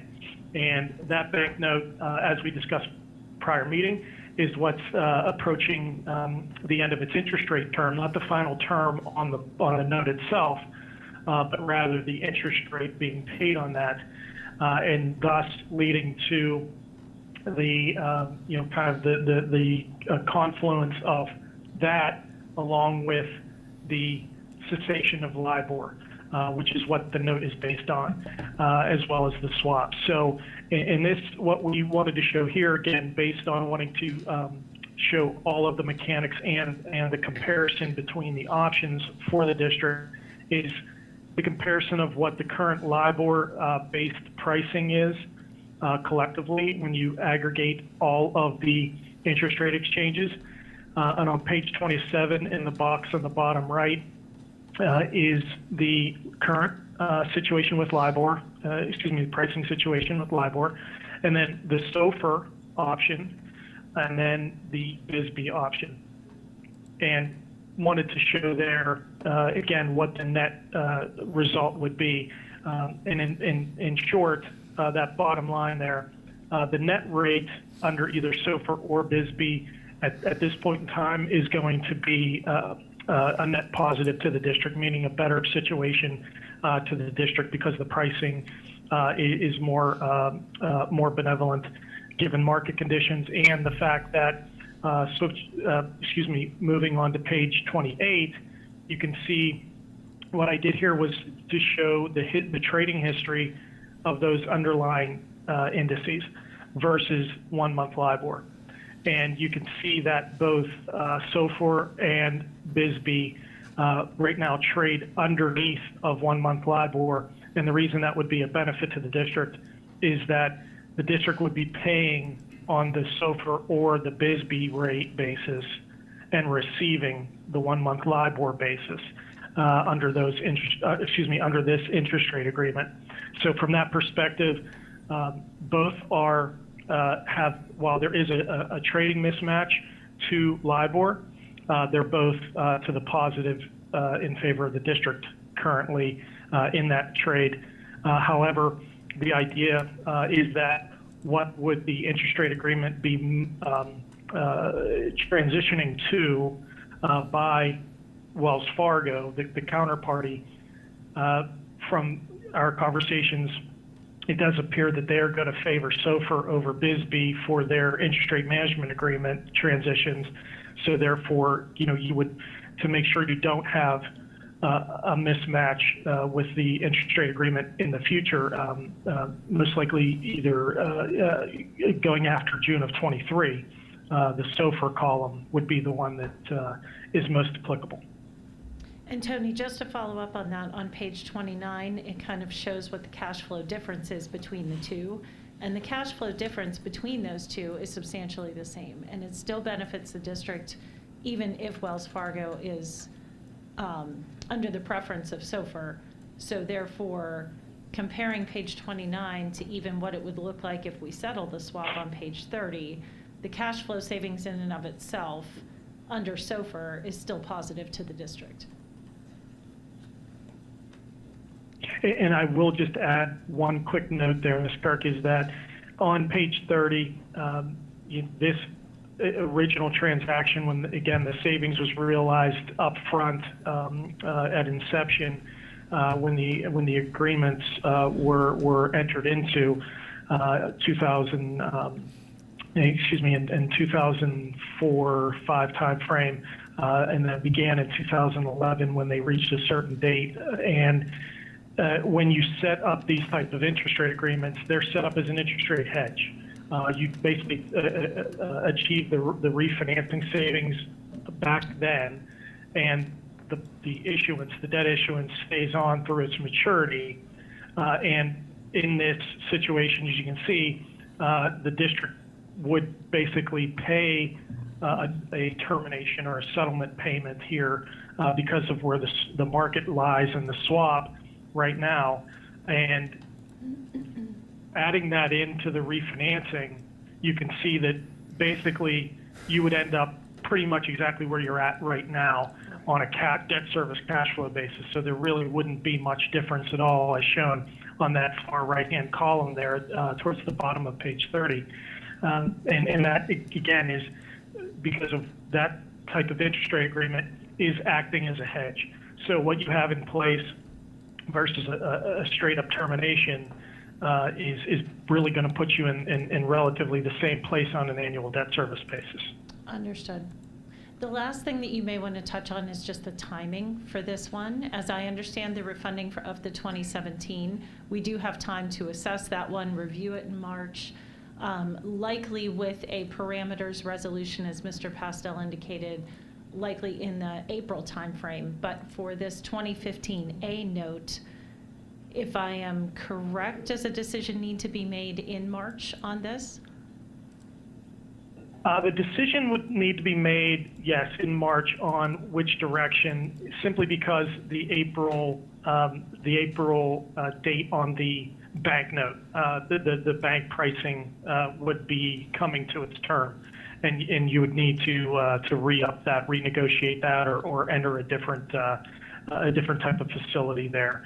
And that's the one that needs, would require the action in March. In March. Okay, wonderful. Thank you very much.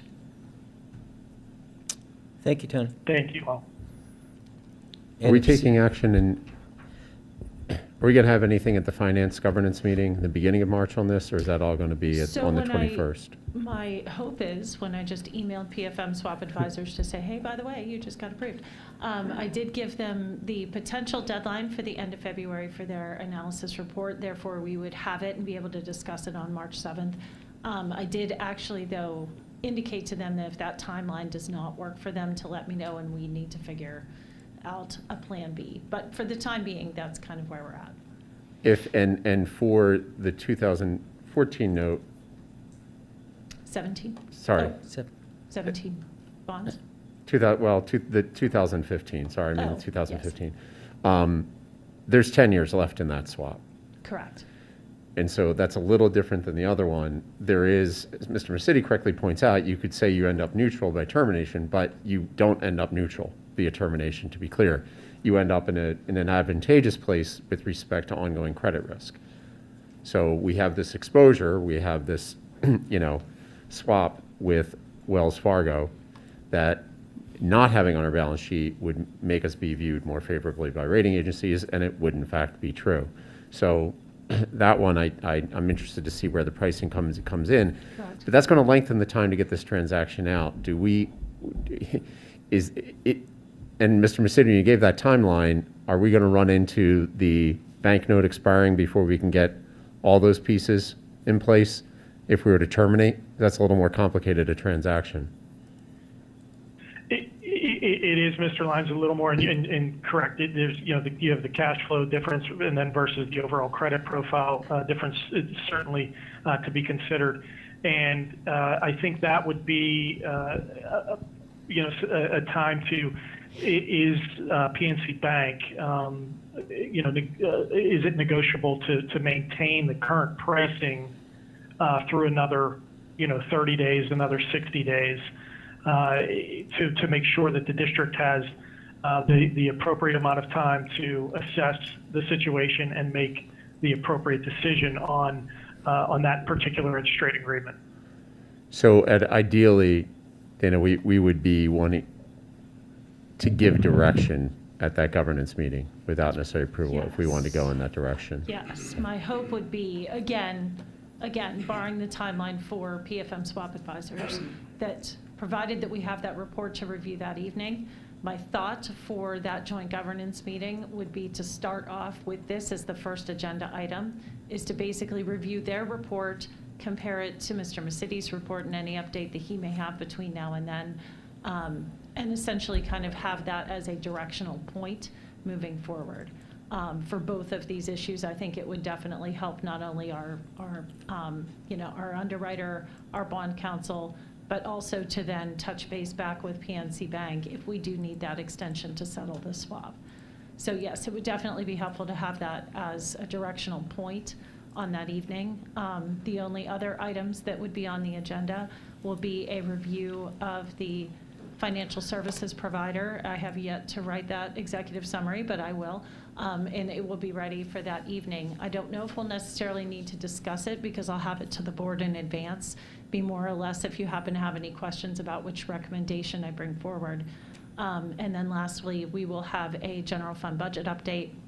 Not sure exactly how much time we're going to have to review it, but it will not be a voting item that evening. So we will not be voting on the budget, even for the proposed final, until the beginning of May. So it would merely be informational. It's primarily just going to be to show you really where we are currently on March 7th with the budget and where the capital funding plan is at that time. We do have another future joint governance finance meeting on May 2nd, 3rd. I know it's right in front of me somewhere. May 2nd. May 2nd, thank you. To review that budget in more detail. On that night will be your first vote on the budget, and there will be additional changes that will be reported. So even if we don't have time to discuss the budget in great detail, there will be a host of attachments on there. We can always follow up even during the regular meeting if there are additional questions. Okay. All right, thank you, Dana.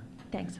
And that actually covers 3.06. So finance governance meetings on March 7th and May 7th, or May 2nd, and those topics that Dana mentioned. And for the record, it definitely seems like WTAE is not here for that. That wraps up finance. All right, Section 4, Buildings and Grounds, Dr. Mihaly. Thanks. We'll see if you're here for infrastructure. Okay.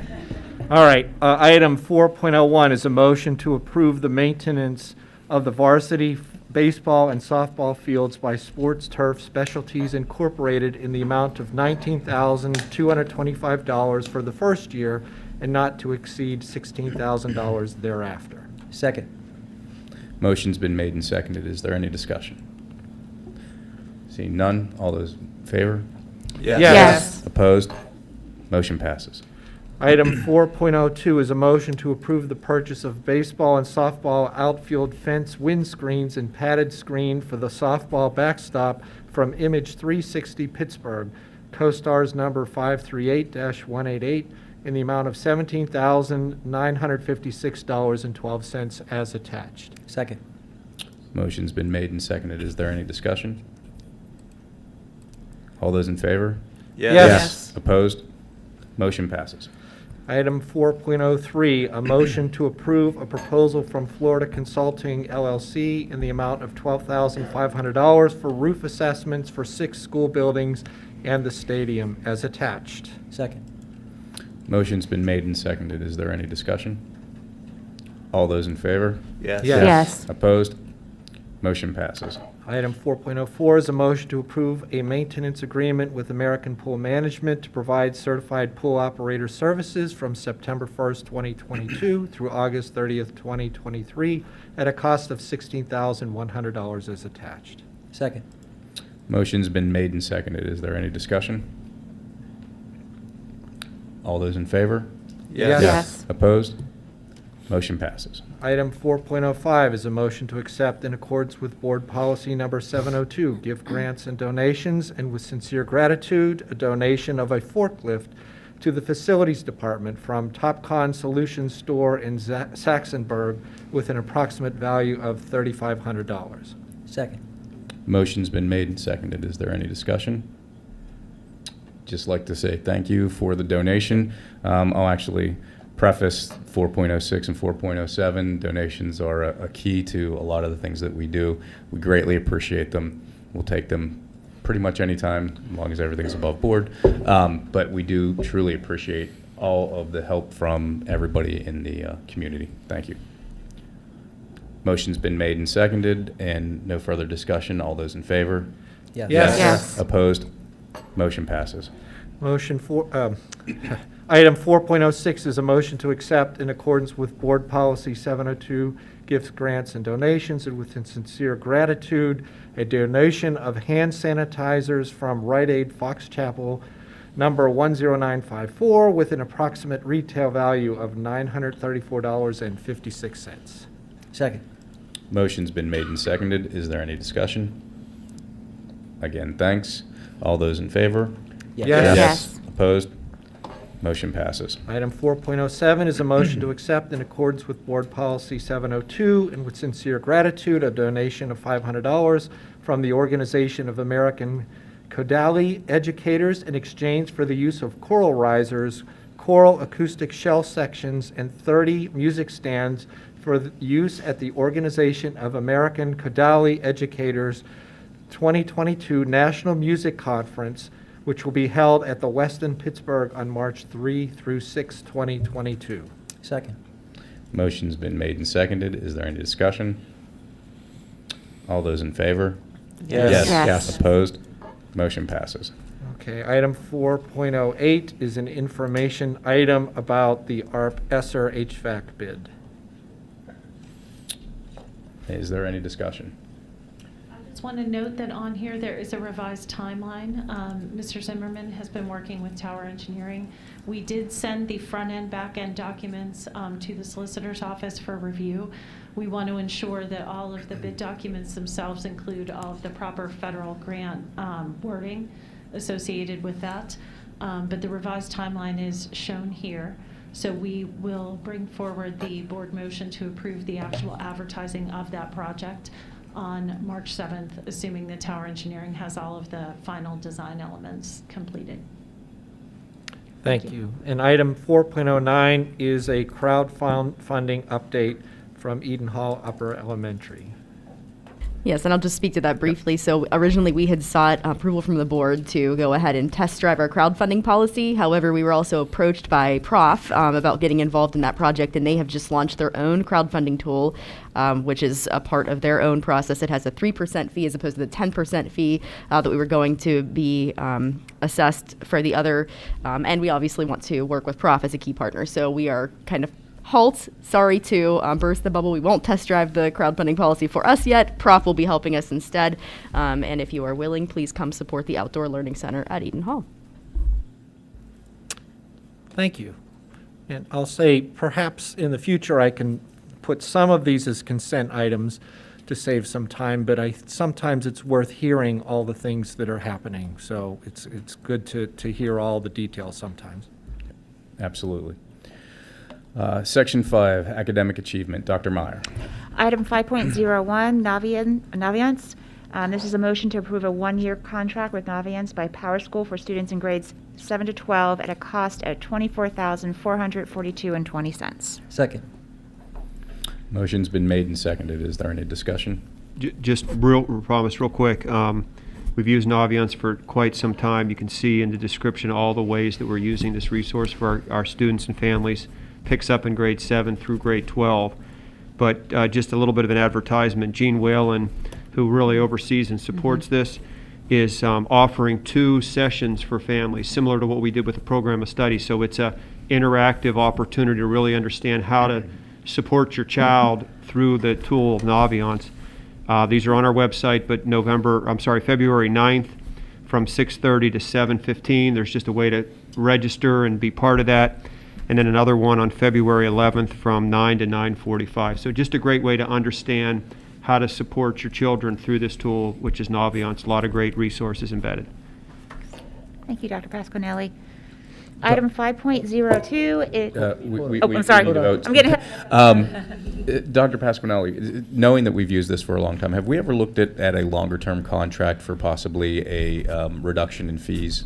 Yeah, thanks for asking. We just came off of a longer-term contract, but there are some recommendations that we've made to Naviance for some modifications for things like the graduation plan. We want to see how responsive they are to that, so that's why we just engaged with a 1-year. That'll give us a chance to see a little bit of that, and we're also going to take a look and see if there are any other newer platforms that we want to consider. Excellent. A motion's been made and seconded, and no further discussion. All those in favor? Yes. Yes. Yes. Opposed? Motion passes. I'm just a mess today, sorry guys. My hero was great. 5.02, multi-tiered support, MTSS math resources, information. I'll take that if you want, Dr. Meyer. Thank you. So just in a nutshell, we've been seeking out some good resources to use as interventions in tiers 2 and 3 with mathematics. The middle school found a great tool called TransMath. We are looking at back mapping that now to 6th grade so that we have that transition and the continuity developed there with that support system. So we have a 6th grade teacher of mathematics who is seeing kids during RAM time. He's willing to test drive this. So the cost that you see here is for him to get training for kid resources for that 6th grade group. We're looking at this as a part of the special ed at MTSS and the program reviews. We'll have data and so forth to share later, but thank you if you are supportive of that. Yeah. I'm really interested in this because math is a hard one to find support for. It's very good work or necessary work. Thank you, Dr. Meyer. Student Services, Ms. Hillman. Agenda item 6.01 is a motion to approve the attached contract agreement between Pine-Richland School District and the Township of Richland for the use of a baseball field for our middle school baseball program at Richland Park, which is field number 6. Second. Motion's been made and seconded. Is there any discussion? All those in favor? Yes. Yes. Opposed? Motion passes. Agenda item 6.02 is a motion to approve the updated small games of chance resolution as attached for the 2021-2022 school year. Second. Motion's been made and seconded. Is there any discussion? All those in favor? Yes. Yes. Yes. Opposed? Motion passes. Item 6.03 is a motion to approve the student attendance and application of the Student Discipline Code for the Pine-Richland Forensic Team to travel to Bloomsburg, PA from Thursday, March 17th, 2022 to Saturday, March 19th, 2022 to compete in the State Forensic Tournament as described on the attached field trip request form. Second. Motion's been made and seconded. Is there any discussion? All those in favor? Yes. Yes. Opposed? Motion passes.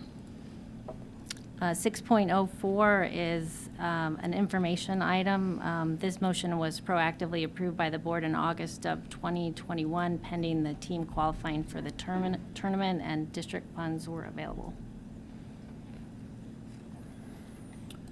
Thank you, Mrs. Hillman. Section 7, Staff Services, Mr. Cassidy. 7.01, Memorandum of Understanding with PREA. This is a motion to approve the Memorandum of Understanding between Pine-Richland School District and PREA as presented. Second. The motion's been made and seconded. Prior to discussion, I just want to thank the PREA, Mr. Vins, the leadership of the PREA, the negotiation team from the board, Dr. Miller, in getting this done. This was crucial to what we're trying to accomplish, and we greatly appreciate it and appreciate the collaborative effort. Is there any further discussion? All those in favor? Yes. Yes. Opposed? Motion passes. Item 7.02, PREA, PRESPA, Personnel, Athletic, Non-Athletic, Supplementals, PRHS, Assistant Principal, Head Varsity Football Coach. This is a motion to approve the PREA, PRESPA, Personnel, Athletic, Non-Athletic, Supplementals, Pine-Richland High School Assistant Principal, and the Head Varsity Football Coach as attached. Second. Motion has been made and seconded. Prior to discussion, I just want to point out the assistant, well, unless you would, the assistant principal that will be coming on board is Michael Barlak. Excited about, we got to meet this gentleman. I think a fantastic candidate and will be a great addition to our school and our district. Also want to point out the head varsity football coach, again, a gentleman that I've had the opportunity to meet in the last week. Again, very excited about it. I am appreciative that the colors have already changed to Pine-Richland from his former coaching position. But Mr. John Ladon, and he has stayed through the entire time here, so we do appreciate it. Mr. Ladon, I did not know if you wanted to address anything or just be here to hear it. Okay. We do appreciate it. Mr. Ladon is a member of our community. He will be our head varsity football coach, and we appreciate his interest. Thank you. That's Dr. Ladon. I stand corrected. That is Dr. Ladon. I apologize. And if there's any material science stuff that needs to be worked on during the football day, We're good. you can see Dr. Ladon. Motion has been made and seconded. If there's no further discussion, all those in favor? Yes. Yes. Opposed? Motion passes.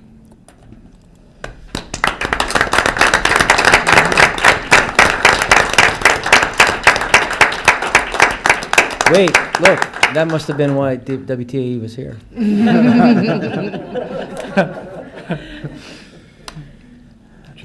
Just a couple, so welcome, congratulations, same to Mr. Barlak. And also want to add some other things. So if you look, this is a full, did you want to say something, Brian? Or I will. You say it or I will. Well, there's a lot, are you on? I think so. Okay. Good.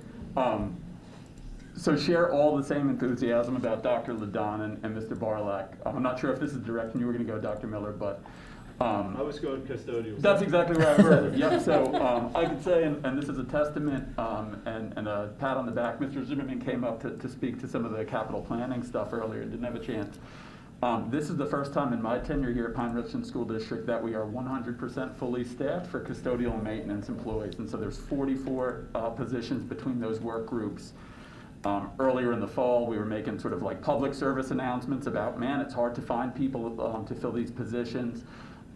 Really blessed to have a number of people, roughly 10 people, who work in other positions in the organization, step up, lean in, take on 2 to 4 hour overtime shifts to sort of patchwork, piecemeal together to keep the facilities clean and you know, staff members healthy to come into work. So just wanted to acknowledge that, in addition to sort of like the big ticket items.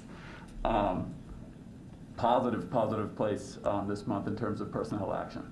Yeah, and in addition, we have some retirements. We'll do more recognition later. Ms. Hathorn arranges for that, but just a lot happening in personnel that's good for the district. So really pleased with all of that. 7.03. And same deal. No. You guys can get out of here. There's no.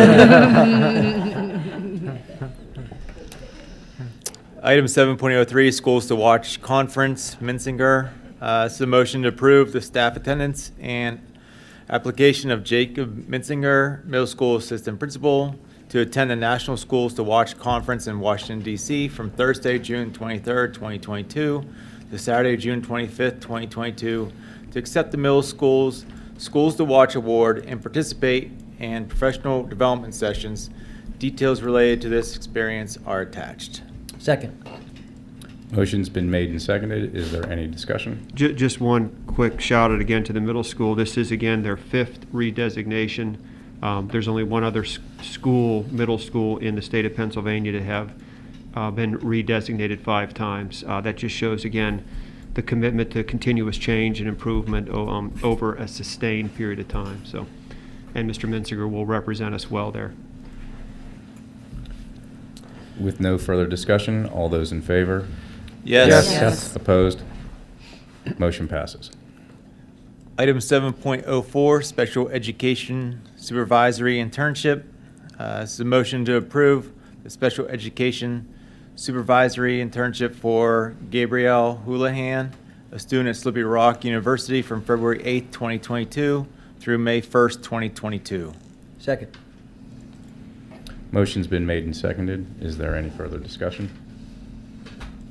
All those in favor? Yes. Yes. Opposed? Motion passes.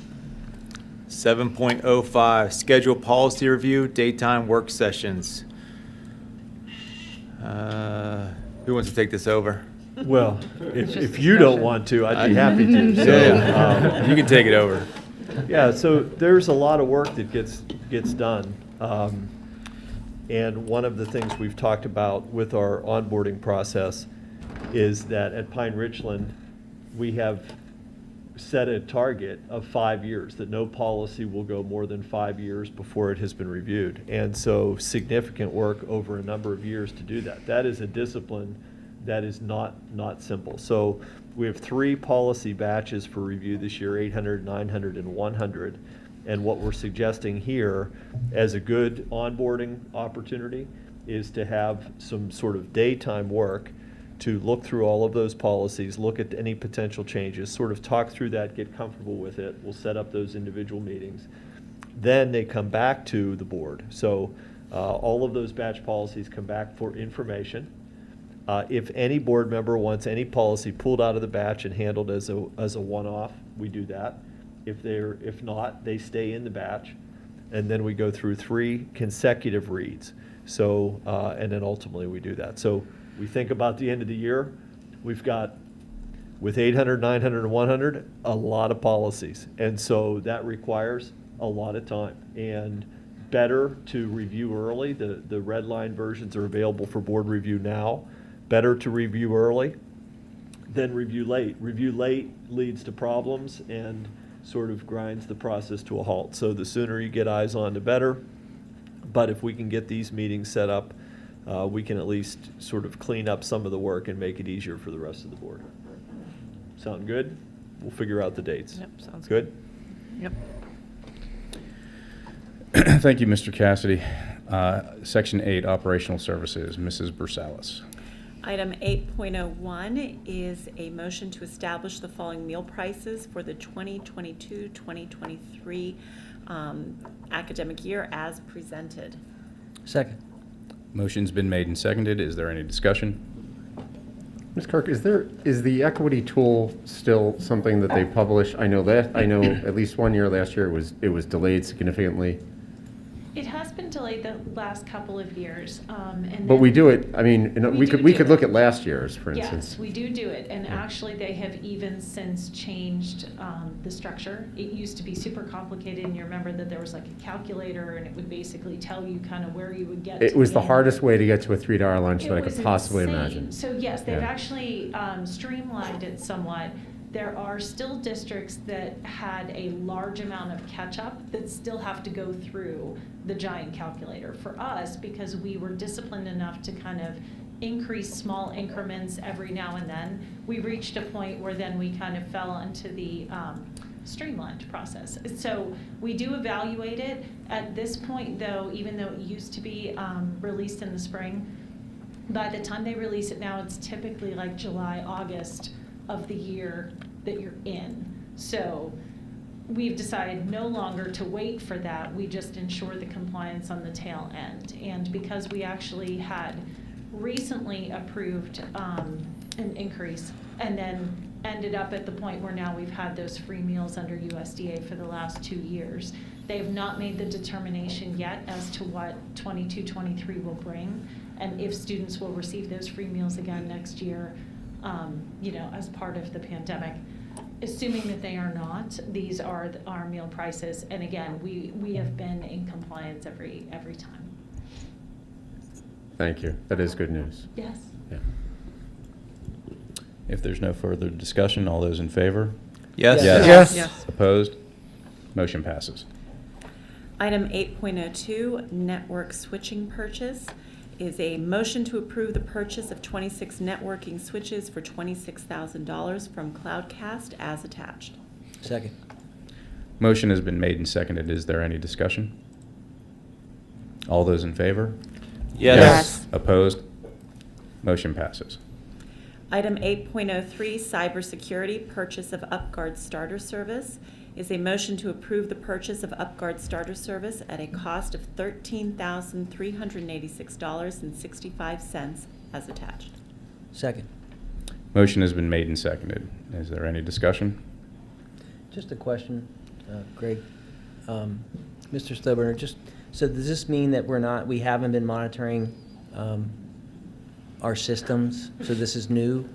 So this is a new way to monitor external systems.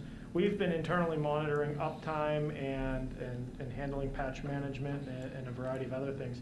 This is actually an external service that will aid us with a variety of cybersecurity related items. Number one, specifically, the number of patches has become very challenging. The number of systems that we have, different operating systems, Windows, Linux, all have different vulnerabilities or patch level, I shouldn't say vulnerabilities. They all have different operating systems which have different vulnerabilities. This service helps track specific vulnerabilities associated with the operating systems that we have. So that way, if there's a 0-day vulnerability that specifically affects us, as there are literally hundreds found all the time, every day, they notify us and they'll say, this system, this is something that needs addressed. It's urgent, it's high priority, it's medium priority, it's low priority, and it will help us do that. So some people call it penetration testing, some people call it external vulnerability scanning.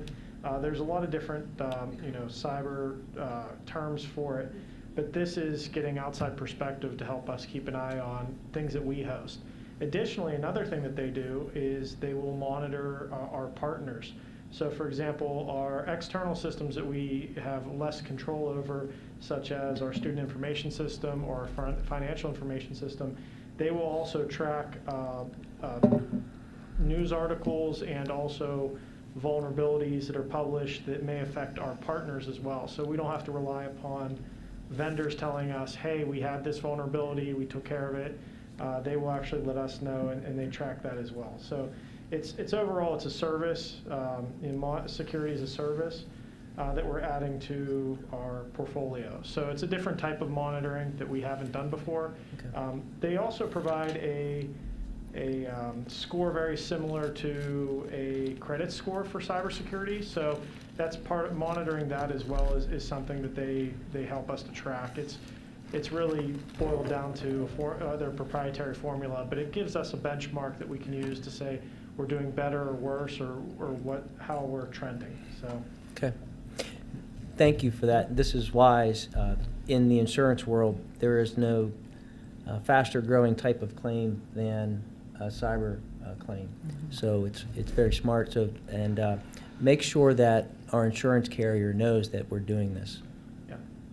Just to add, one of the leadership councils we've had for many years is the Technology Leadership Council. Cybersecurity has been an area of focus of the council this year. We have 2 members of our board who will be a part of that, Mrs. Turchik and Mrs. Brusalis. And so, again, we use a case framework for the Tech Leadership Council. You'll each be a part of that. I think you'll be more on the operations side, you'll be more on the academic side. So we look forward to the next TLC meeting.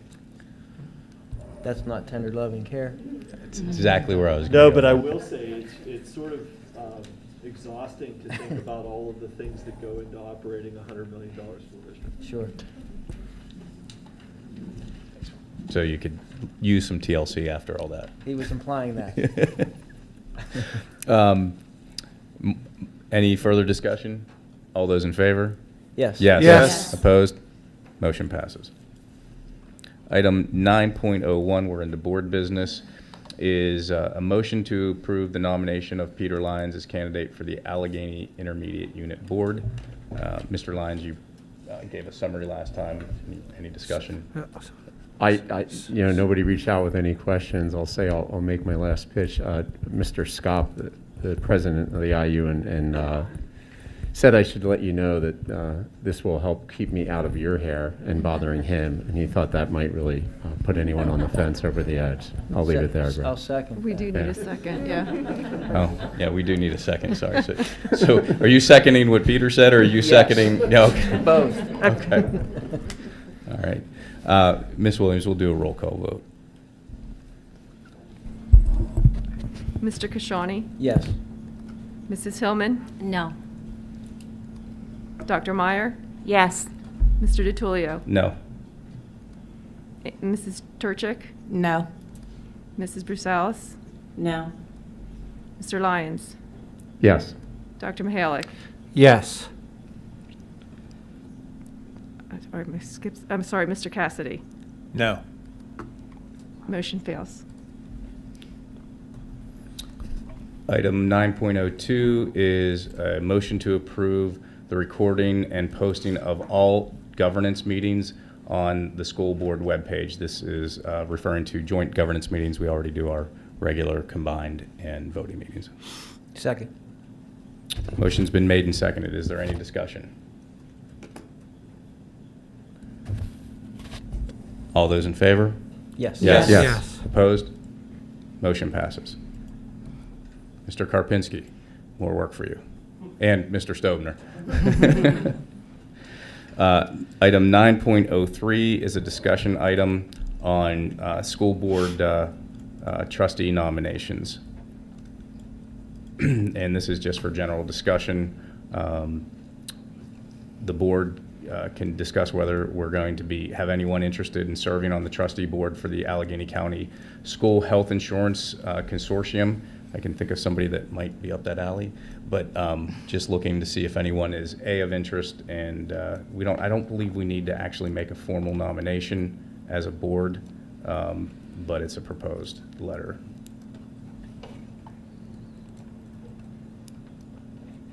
Okay, we'll move to item 9.04, review of the remainder joint governance meetings and,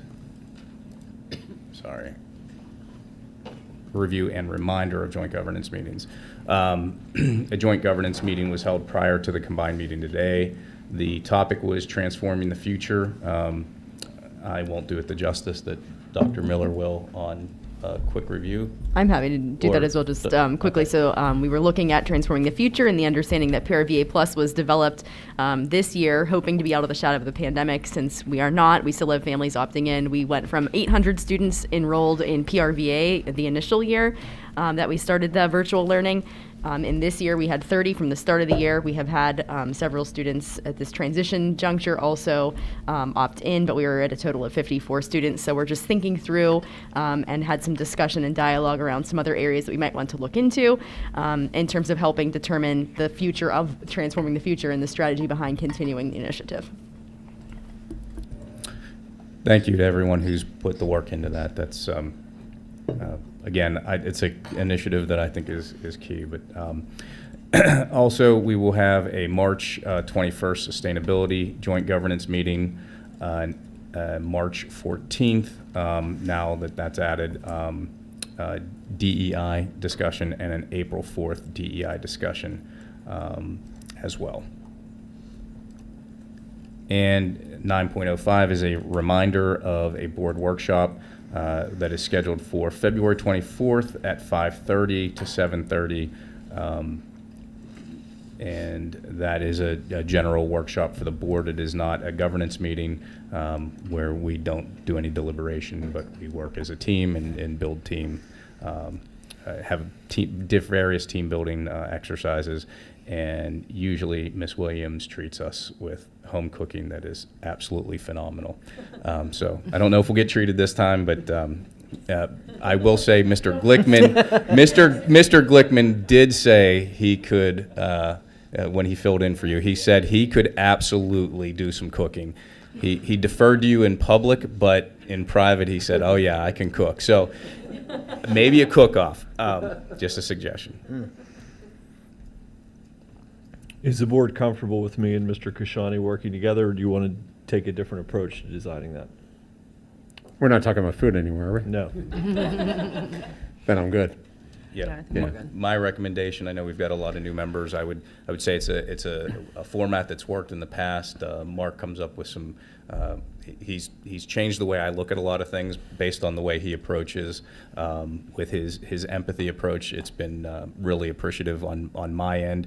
They also have done some, and I don't know if you have this plan for the personality type Myers-Briggs. Yeah. So if we're going to do that or not, it around. it might be interesting to see where everyone where this board also. So, keeping it secret. Yeah, I'm comfortable with it unless anyone has an objection. Okay. Thank you, guys. All right. We will move to section 10. Any reports from a superintendent standpoint? Yeah, just a report and I guess a question or comment. So we're ready for communication. So we, again, with the February 16th transition, we'll be finalizing with families and then communicating to staff and getting ready for that implementation. And so that'll happen quickly as we move forward this week. I just want to make sure, because I didn't, so with 901 not being approved, then I'm just saying Mr. Lyons is not able to be a candidate, is the way I read that. So I've not seen that before. What I want to do is just, the AIU is a complex organization. It is served by board members that represent coming from the sending school districts. There's not a lot of direct attention that often goes to the AIU's business. And so most people I find don't necessarily even understand how it's structured and operates. It is critical to the county. It's a critical resource. And as superintendent, we meet as an advisory council on a monthly basis.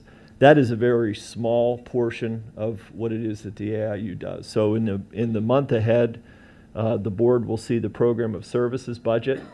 This is a budget that comes to the school districts for vote. Again, it's a small slice of services that support what happens within the AIU. And if this means that he's not moving forward as a candidate, our community and frankly the whole county has benefited from not just his governance and leadership, but that of the other members that come from other districts in Allegheny County. So if that's where that stands, on behalf of the superintendents of Allegheny County, just want to say thank you for your service, because it makes a significant difference. I would urge that this item be put back on the agenda for the early March meeting. And at a minimum, I think, and Greg, you in particular, I've served with you for a number of years, I think a no with no explanation is unacceptable. So I'd like to put this back on the agenda for March 7th, if we can have a full board, and that would still be timely. I'd second that. I don't know why we would handcuff ourselves and cut ourselves off from being connected to such a key strategic resource in the community. Yeah, it seems very petty and misguided. If I could, I'd like to add, I'm sure everybody's aware, but the AAU provides all of the related services for our special education students. It would be nice for the district to have a hand in overseeing that. So just to make this clear, if Peter's not on, let me just summarize what I'm hearing. So if Peter's not on, we lose our representation as Pine-Richland on the board. Okay, I'm just checking. And that would happen just because of spite.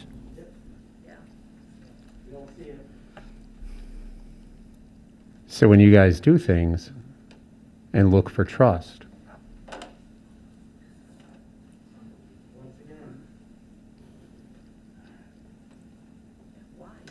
Why? Can you guys explain why? Yeah. I mean, we're sitting here Don't we trying to deserve to patient. know why? Besides the fact that Martino plus 4. I cannot speak to anyone but myself, right? Okay, And for me, one of the turning points was, because I've struggled with this, quite honestly, but some of your responses that I've seen go out in email to people in the public that you don't agree with has bothered me, and that's not the representation that I be personally- specific, they're public. Be specific, Greg, because I'm getting a little annoyed with throwing vague stuff out there. Your email today to, and again, I forget the gentleman's name. It was, in my opinion, it was condescending, and that's a relative theme that I've seen. And it's not, when we talk about, and even this, we decide and move on. We have not decided and moved on. We decide as a board, right? And the board's not 4, the board's not 3, the board's not 2 or 1, it's 9, right? And we made a decision. Whether you agree or disagree, how you move on from that decision is, do you truly engage in the debate model, or is it only whenever it's in favor of you? And when I say you, I'm talking any one of us. So if we agree with how something goes and we're fine with it and move on, we should also agree with something when we don't agree with it, right? We should vote it and move on. But there was no Right. debate. I think as board members, we would have benefited from hearing from people reasons why they would not support his candidacy. Again, because I can only I didn't speak for feel the myself. need to speak up because it to me, it was such a no-brainer to have someone serve and represent our district on that board that I didn't even We haven't think always that I'd had have somebody to. serve. I didn't think we'd have to debate that. But we haven't always had somebody serve, and I get that there's importance in it, but again, that's, who do we send? And again, in my opinion, there's one board member right now that I would recommend because of the way they conduct themselves. That is just me personally. There's one board member. It doesn't have to do with whether I agree or disagree politically or otherwise with them. It's because of the way that person conducts themselves, in particular when they're in disagreement with somebody. That's my opinion. So Greg, I want to highlight, and here it is, the email. Thanks, Art. Could you provide a link to some of the dozens of peer-reviewed controlled studies you referenced? His quote. That would be helpful. I'm not sure that you was using the term controlled in the same sense that most medical researchers or doctors use that term. I'm sorry, have I become overwhelmingly condescending, or did I just use a big word, Greg? Because that was condescending. Could you provide me what information you're dealing with? I would like to see it. Period. End of story. There was no reason to go further, and that's something that I continually see. Again, you can disagree with me. I'm giving you my reason. So Greg, it's similar. Speak for anyone else. It's similar to Mr. Medea's email, which is you'll make an accusation. I'm sorry, is this the appropriate venue for us to discuss I'm simply giving my reason. That was just one example. letters to and from members of The our board? community? It's public, yeah. It's public it is record. public, Yeah. but it's just Transparency, remember? Those answers, again, to me, that was my reasoning. I can't speak for anyone else. I literally have struggled with this because in board meetings, if you disagree with somebody or a decision goes against the way that you think it should go, I don't feel that you uphold the decide model. That's my opinion. Should have been said before the vote. That should have been stated before the vote, when we were deliberating that item. There was silence before that. It's unbelievable. Point of order. I mean, is this the appropriate? I mean, we've already had the vote. So Yeah, I'm not sure we should be discussing yeah, it it's. I mean, still. again, that is my reasoning. If No transparency the there. transparency's in the vote. I mean, it happened here. Wait. We voted on stuff all the time that you accused us not being transparent on. I'm sorry. You just said I think Christina or you just said the transparency is the vote. We got accused thousands of times for not being transparent when we voted publicly all the time. So don't tell me the no hypocrisy is like galling. Unbelievable. We are not in discussion right now. We are in reports. I was asked a direct question. I decided to answer it. That's my opinion. If people want to answer Peter one-on-one, I don't know if you spoke to everyone, right? All I know is I struggled with this. You asked me if I was going to support you. I did not answer you, in particular because of those issues. And that's, to me, that's Actually, Greg, you never mentioned any of those concerns whatsoever. This was a renewal. Never. Yeah, never. He served in the past. There should have been something stated as to why a renewal is not warranted. To be clear, this is a easy election for me to win at a county level. Your concerns are not the concerns of board members from around the county. They will appear as blatantly political as they are. Again, I hear you. I hear what you're saying. The issue has been decided. If you would like to bring it up again, it will gladly be added to the agenda, and we can fully discuss it. Again, if you want to have a discussion ahead of time, that's fine too. I mean, ahead of a vote, that's fine too. I'm giving you my reasons. And we're allowed to be silent too. Right. I mean, it's all within our rights to talk or not talk. So I feel like we've had the opportunity to have the discussion. Things are different when you sit up here apparently than when you're running for office. And we could probably discuss this all night, and I don't think any of our answers would be acceptable. Yeah.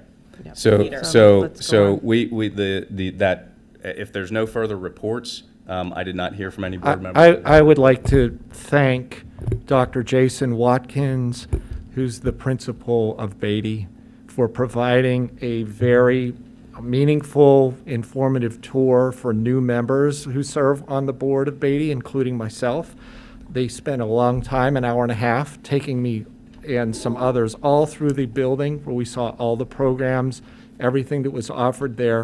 It was a lot of time that he invested in that, and I just want to say thanks to him and the Beatty team for that orientation meeting that happened on January 27th. Who all was able to attend? I didn't go. I think Joe. Yeah. Oh. Oh.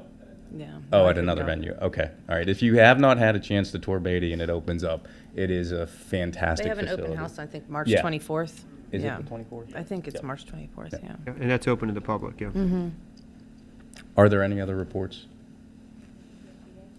I would like to report from the IU, if you will allow me. I think Dr. Miller, you picked them. Was that today or last week? You picked up the masks? Yes, we got them today. Yeah.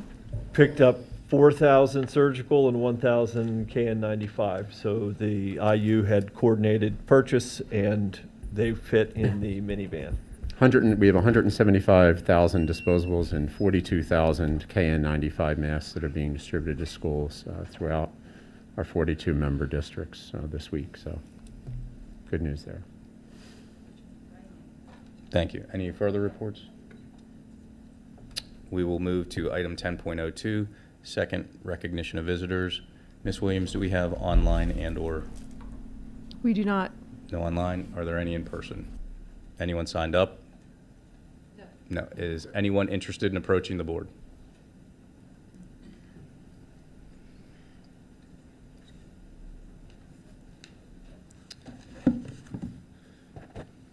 Hi, everyone. Dominic Fabrero, 308 Garden Court, Gibsonia. My wife and I have 3 actively enrolled children in the district, one at home. He's a little guy.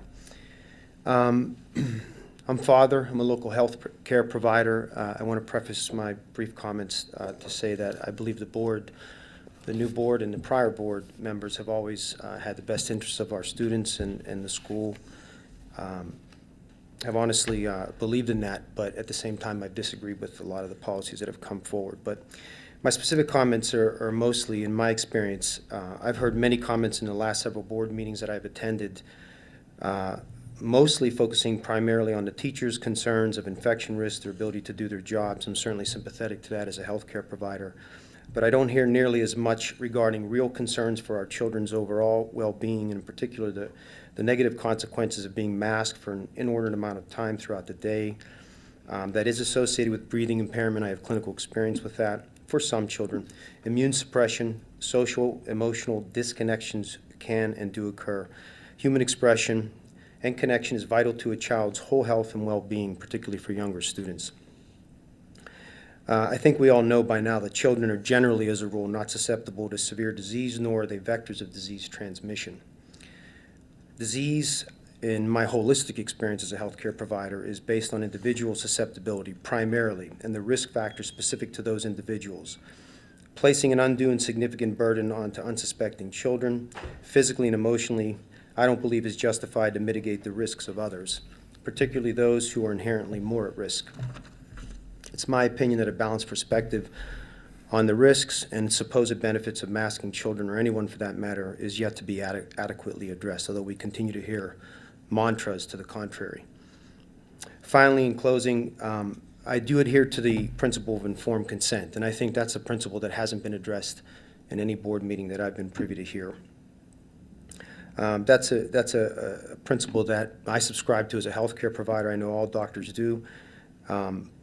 And it applies to any medical recommendation, procedure, or mitigating strategy. This principle is not to be violated. There are no exceptions. It's to be respected at all times. And inherent within this principle that guides the ethical practice of healthcare of any kind is the right of refusal for every individual and parent, a concept too often ignored or not taken seriously enough. Parents should ultimately decide based on informed decision-making what they feel is best for their children. They should ascertain the risks and the benefits of any mitigating strategy or mandate for that matter. I don't believe any degree of coercion, including mandates, intimidation or shaming or judgment, should ever be regarded as acceptable. It's frankly intolerable, and I feel immoral. Thank you, respectfully. Thanks for listening, Board. Thank you, Dr. Mr. Fabrero. DiTullio, somebody just signed up online. Do you want to? Yeah, I'm just going to check. Is there anybody else in person that would like to address the board? We'll go online then. So the online caller is Meredith Miller.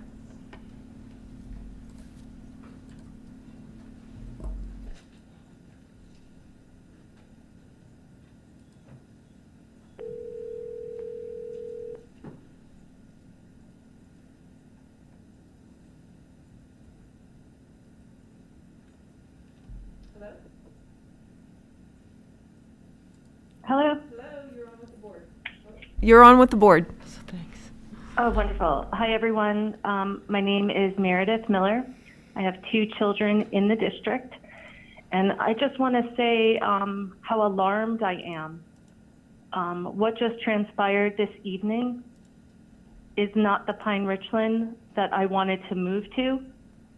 We actually moved to Pine-Richland because one of my children actually needed the services of the AIU. Our private school did not provide on-site services. So the fact that out of spite and pettiness and out of a political campaign of the 4 new board members, to remove someone from the board of an organization that only services children like mine, I find to be extremely alarmist. And everyone out there that's listening tonight, you need to watch and listen. These are the 4 board members, or 3 of them, who discussed openly and mockingly at the most recent middle school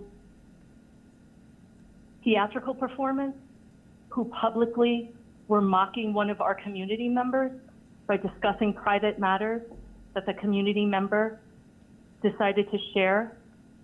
And you have a problem with Peter Lyons? I serve with Peter on the Treesdale Board of Directors and the community representative there. I don't know what they would do without him. He understands finance. He understands direction. He understands the future. He's the only person who pointed out how expensive the moves that you just made are costing the district. So in the next years, when Pine-Richland's taxes go up, it is because of your decisions like you're making tonight. You don't have the experience, and you certainly are causing more disruption in so many people's lives that I don't know if you even understand what you're doing at this point. Coach K's gone. Welcome to the new coach. Masking's going to be over. So this is what you four are going to do. You're going to sit there and just say no, no, no, and no. I'm curious what your next moves are, but at this point it is so not only disappointing, but I don't know what you're doing there. I'm sure you all want to be somewhere else right now. But please, we deserve better. I moved here for a decent school district, and you guys are so disappointing at this point. I'm glad that we're going to move on with the coach because I'm tired of hearing about it. But how many hours did you spend with your campaign talking about the coach, but you just decided to spend over, what is it, $400,000, $500,000 for 3 months, 4 months of masking? So why don't we all remember this moment and the future of Pine-Richland in the hands of 4 people that can't even appoint a decent person? Why don't one of you run for the position and serve on the AIU? I don't understand what you're all doing, honestly, and I'm embarrassed for you. So I hope you can only do better because our children, my daughter, my 3rd grader deserves better. And I hope somebody will represent Pine-Richland for the future of AIU. So if you're not going to let him do it, one of you needs to step up tonight and say that you're going to run for that position. Thank you for your time. Thank you. Are there any further online? All right. Seeing that there are no more visitors, we will move to adjournment.